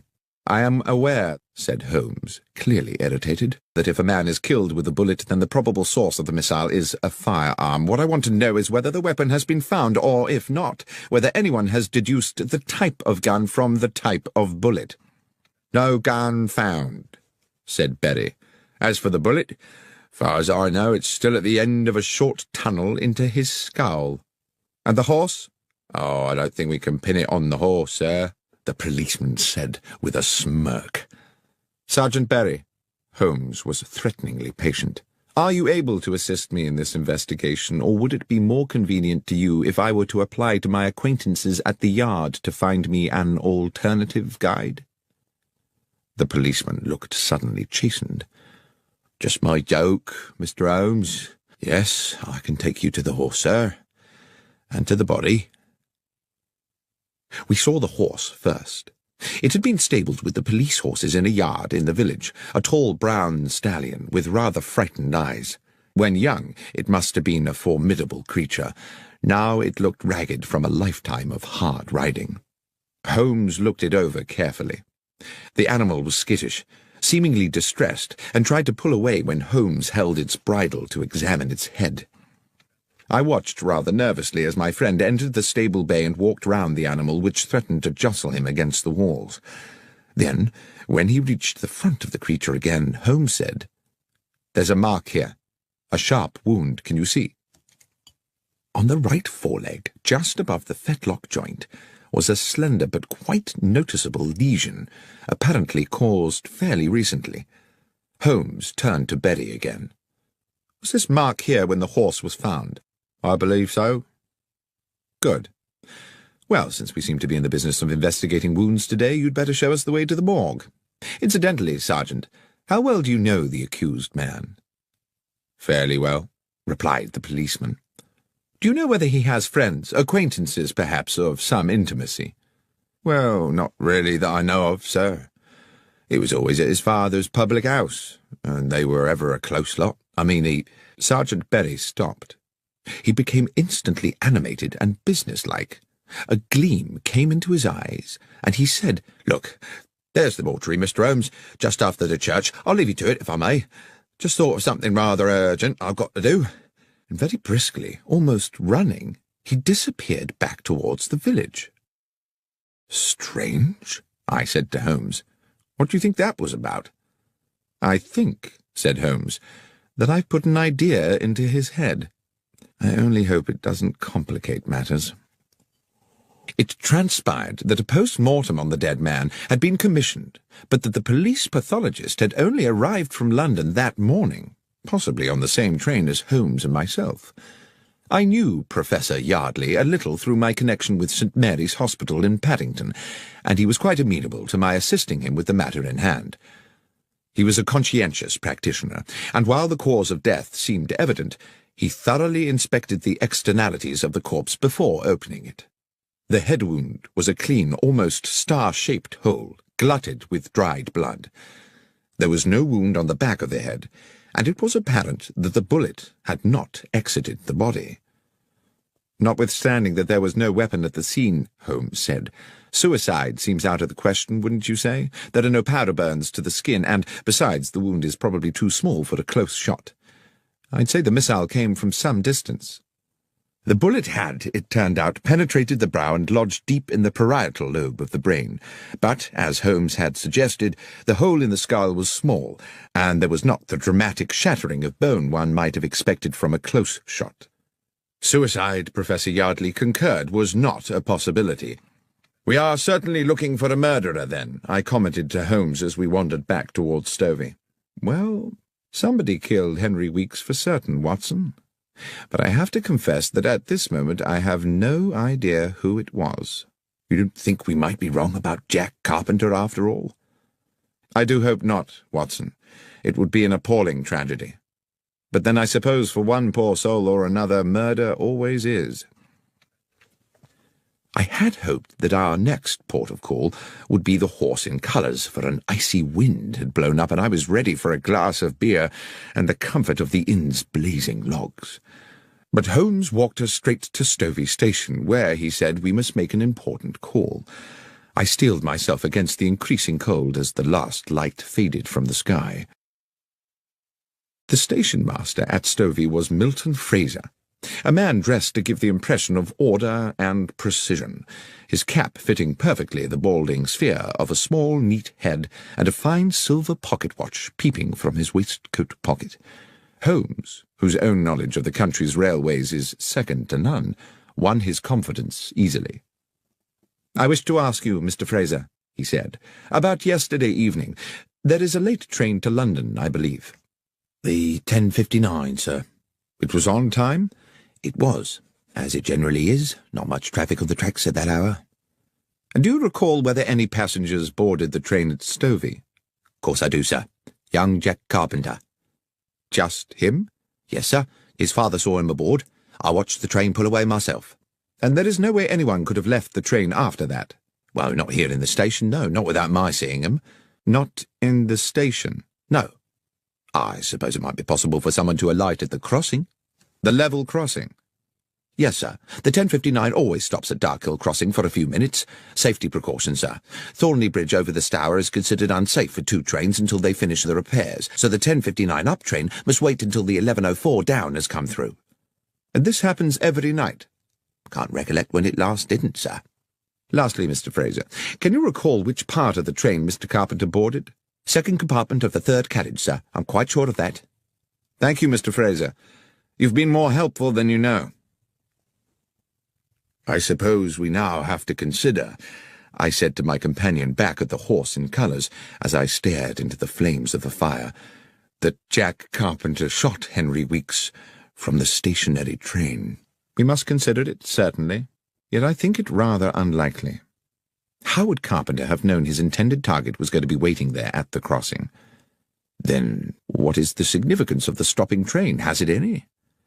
I'm beginning to think it has, but I must confess to being currently unsure in what way. Well, let's eat and then sleep on it, I said. But at that moment our cosy evening was horribly interrupted. A young woman, hair dishevelled, came screaming into the bar. "Mr. Carpenter! Mr. Carpenter!" The elderly landlord came rushing in from the kitchen. "What is it, Sarah?" "It's Beth Miller. They've taken her in." "Who's taken her?" "The police. That Sergeant Berry's arrested her. Says he found a gun." "What's this?" cried Holmes. "Who is Beth Miller?" "Beth is my son Jack's betrothed," Carpenter said. "Their wedding is fixed for next month. Beth's a good and honest young woman and gentle as a lamb. I'll see that blasted policeman." Holmes barred his way and put a hand on his shoulder. "If I'm to help you, Mr. Carpenter," he said, staring hard into the man's wild eyes, "believe me when I say that it will not serve our purposes to be too precipitous. Dr. Watson and I will go straight to the police station and find out what's happening. I beg of you to do nothing before you hear from us." Having received Carpenter's assurances, we made our way out of Stovey to the police station, a thick-walled stone building halfway along to the next village. Once a brewery, it now had the grim air of a medieval lock-up. It would not be exaggerating to say that my friend and I received a cool welcome from Sergeant Berry, whose domain this appeared to be. "Yes, sir. I do have a young woman in custody here, and I can confirm that she has been charged on suspicion of murder." "And can you tell me," said Holmes, "how she is supposed to have committed this crime?" "Well, obviously, sir, we don't know all the details yet, but with a bit of imagination, an intelligent person might construe that she had lured Mr. Weeks to Nightingale Lane on some, shall we say, enticing pretext, laying in wait for him, and dispatched him with a bullet as he tethered his horse." "And," said Holmes, "would this same intelligent person construe that Jack Carpenter had a part in this?" "Well, yes, sir, that person, assuming he was using his faculties, would conclude that quite obviously Jack Carpenter was an accessory before the fact, and therefore equally culpable." "Thank you, Sergeant," Holmes said, "for simplifying what I, in my sluggishness of mind, had considered a mystifying problem. Might it be possible for us to see the prisoner now?" "I'm sorry, sir, I couldn't permit that." "Or should it wait until I have received authority from my good friend Superintendent Wales at the Yard?" The policeman licked his lips, pretended to consult a piece of paper on his desk, and said, "Well, as you say you are a friend of the superintendent, sir, I'm sure 5 minutes wouldn't hurt." We were shown to a cavernous room where rusted iron remnants of the brew-house remained bolted to the walls and ceiling. The large skylight had been set with bars, and there were no other windows. A pretty dark-haired girl of no more than 20 years sat at a wooden table. She reacted to us with suspicion as we were admitted, but no sooner had the constable left us alone with her, and no doubt largely in desperation, she confided in us readily. "Miss Miller, we have a limited amount of time," Holmes said to her, "and you must tell us everything you can about this business." "Yes, sir, I'll try. I think I may have done something foolish, sir." "Foolish?" "I think I were the first to find the body, sir, you see." "Well now," said Holmes, "I had certainly not guessed that." "I planned to see my Jack on the London train," she continued, "but we was held back at the farm delivering a calf, and I knew I was likely to miss him.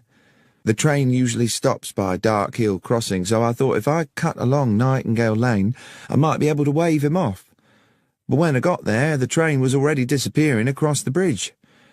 Then, a stone's throw from the track, I saw a horse tied up to the fence, and something on the road beside it.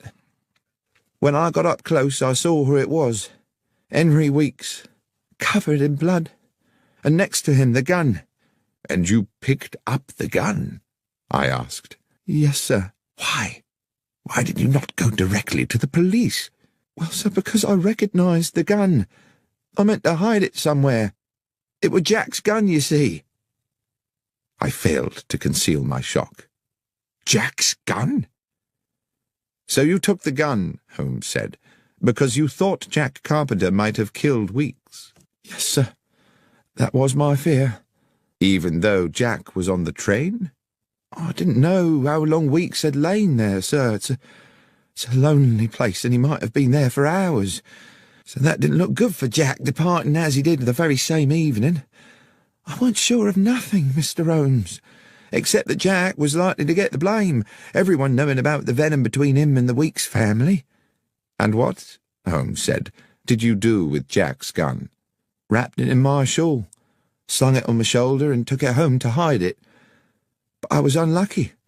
On the way I passed Sergeant Berry. I think he must afterwards have puzzled over my strange burden, for he came today to search the cottage, and that's when I was arrested." "But Holmes," I said, "if the murder weapon was beside the body, doesn't that at least establish Jack's innocence?" "Unfortunately not, Watson. The assumption we had made was that the murder occurred while Jack was on the train. If it happened well before that, I fear that either he or Miss Miller here remain the prima facie suspects." "But I didn't kill Henry Weeks, sir. I swear to God."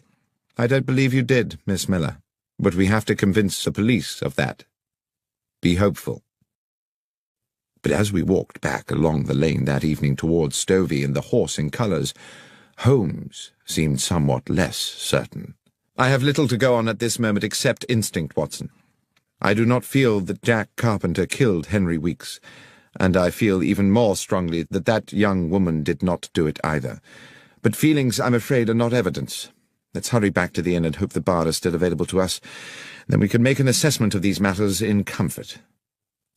The inn was closed to customers when we arrived, but Mr. Carpenter hastily provided us with a bottle of whisky and some bread and cheese.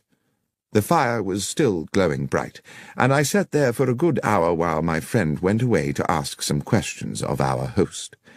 Eventually, he returned and reclaimed his seat beside the fire. "Can we number the suspects in this case, Watson?" "Well, apart from Jack Carpenter and the girl Beth Miller," I said, dropping my voice, "I suppose Jack's father, our landlord, is another possibility." "Yes. And since we know he saw Jack off onto the train, either he or his son would have needed to commit the murder some time earlier. But how early? I've just spoken to him at length. He assures me, and I believe him, that there are plenty of people prepared to swear that both he and Jack were here all afternoon, and Beth spent the day at farm work.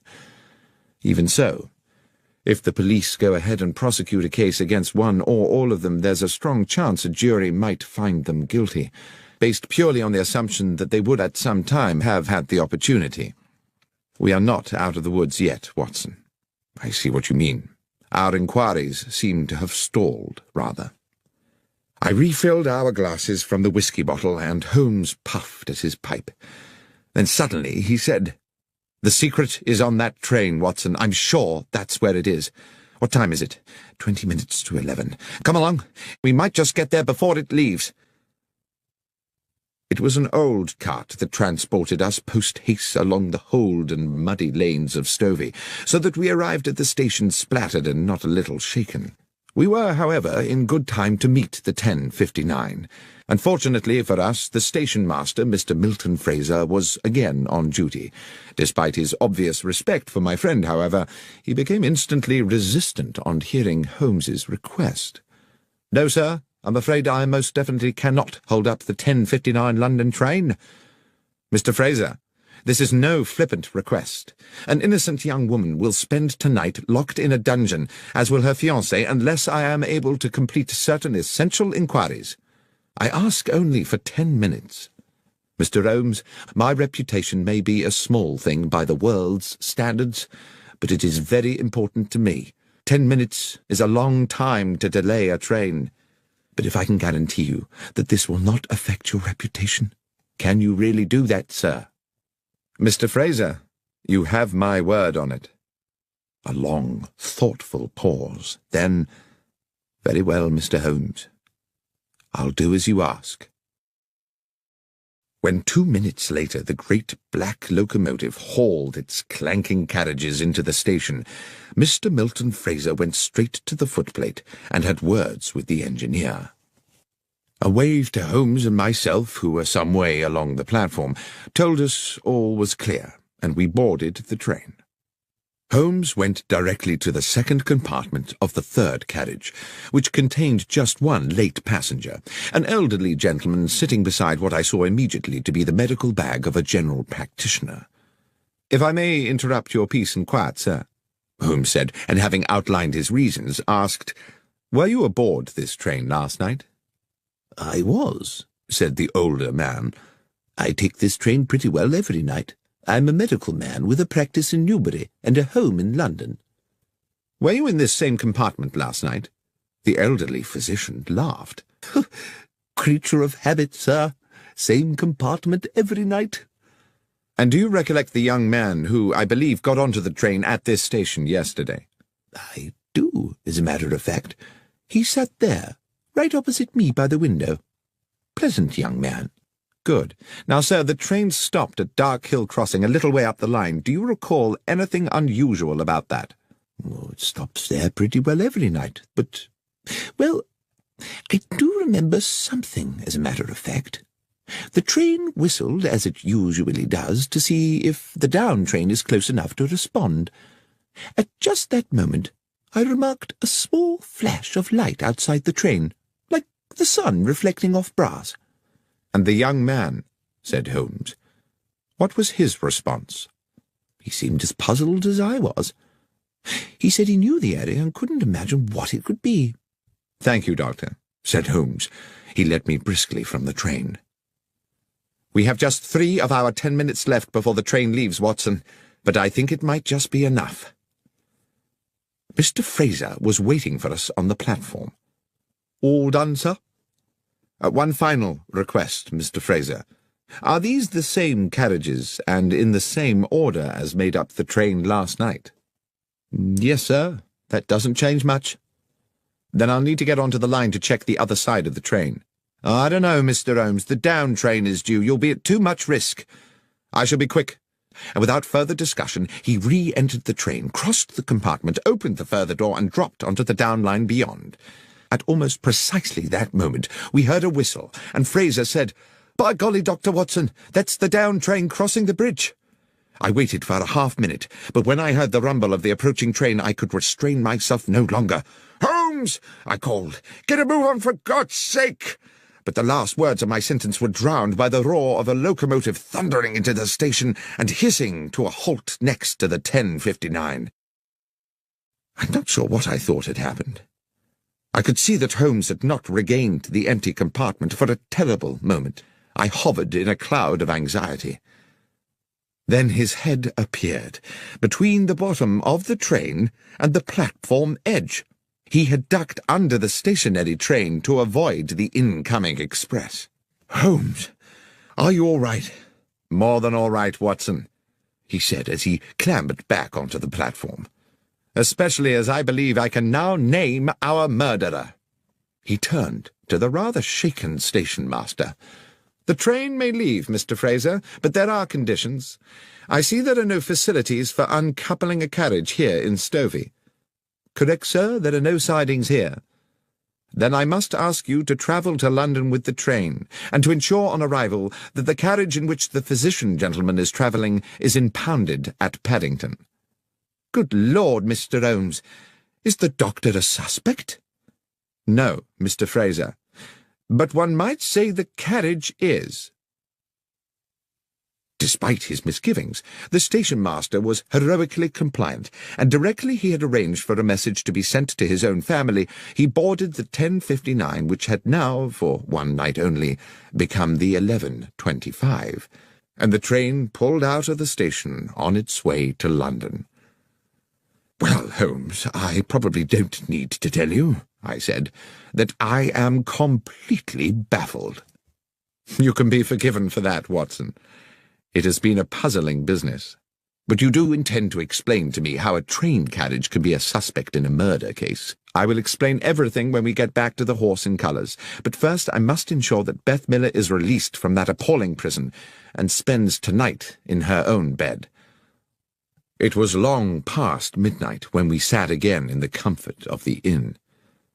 Though I had not been present when Holmes had put his theory before Sergeant Berry at the makeshift jail, he had clearly made a convincing argument, because Beth Miller had been immediately released and sat with us now at the rough-hewn table where Samuel Carpenter, bubbling with the turn in fortune, was proving very liberal with his best ale. "So, who was it, Mr. Holmes? Who was the murderer?" "Well, that's not as simple a question to answer as you might think," said Holmes. "The simple answer is that Henry Weeks was the murderer." "Do you mean it was suicide?" I said. "Well, Watson, whatever we call it, there is no doubt that when Henry Weeks fired the gun, it was to murder Jack Carpenter." Around the table, Mr. Carpenter, Beth Miller, and I, all wearing similar baffled expressions, sat staring at Holmes, waiting for him to elucidate. "Henry Weeks," Holmes said, "went to the spot with the intention of killing young Jack. He knew the train would stop there, and he meant to get a shot at his victim through the carriage window. Things seemed to be going well for him. Jack Carpenter was sitting on the stovey side of the train, so Weeks would have had a good view of him from the lane. Here is what I believe happened. Weeks took aim, but at the very moment he was about to squeeze the trigger, the train blew its whistle. My guess is that the horse reared up and kicked the butt of the gun, hence that wound on the beast's foreleg. The gun went off." "Ah," said I, "that flash of light the physician on the train mentioned." "Precisely. The sound of the shot was probably drowned by the noise of the train. The gun barrel now tilted down, its aim sent low. The bullet hit the wheel bogie of the carriage. The mark on the metalwork is what I was so keen to check this evening, and ricocheted back to strike Henry Weeks." "So the train wheel was the killer," I said. "As I say, one could impute the train or the bullet or even the horse as accessories, for all were material in the death. But the fact of the matter is that Henry Weeks, in a rather elegant example of poetic justice, inadvertently murdered himself." Holmes and I took the first train back to London the following morning, passing on our way out of Stovey Station the sight of Weeks's lonely death. "What put you on to it, Holmes?" I asked. "I suppose you could say, Watson, that human goodness put me on to it." "Not deduction, then?" "Samuel Carpenter, his son Jack, Beth Miller. Good people, Watson. We were, if my instinct about them was correct, distinctly short of homicidal candidates. Then you'll recollect the nature of Weeks's head wound. Clearly not suicide, as you noted yourself, because of the shallow nature of the wound. But was it a deep enough lesion to have been caused by a direct hit at close range? That set me wondering about whether the bullet might have rebounded. My examination of the train confirmed it." "You're quite right about the wound. I dare say it didn't kill him outright. The poor man probably lay there for some while, bleeding to death in the cold." "Well," said Holmes, "perhaps that bleak hour may have given him time to reconsider the error of his ways." Sherlock Holmes, The Rediscovered Railway Mysteries and Other Stories, was written by John Taylor and read by Benedict Cumberbatch. It was produced by Fiction Factory and is published by BBC Audiobooks.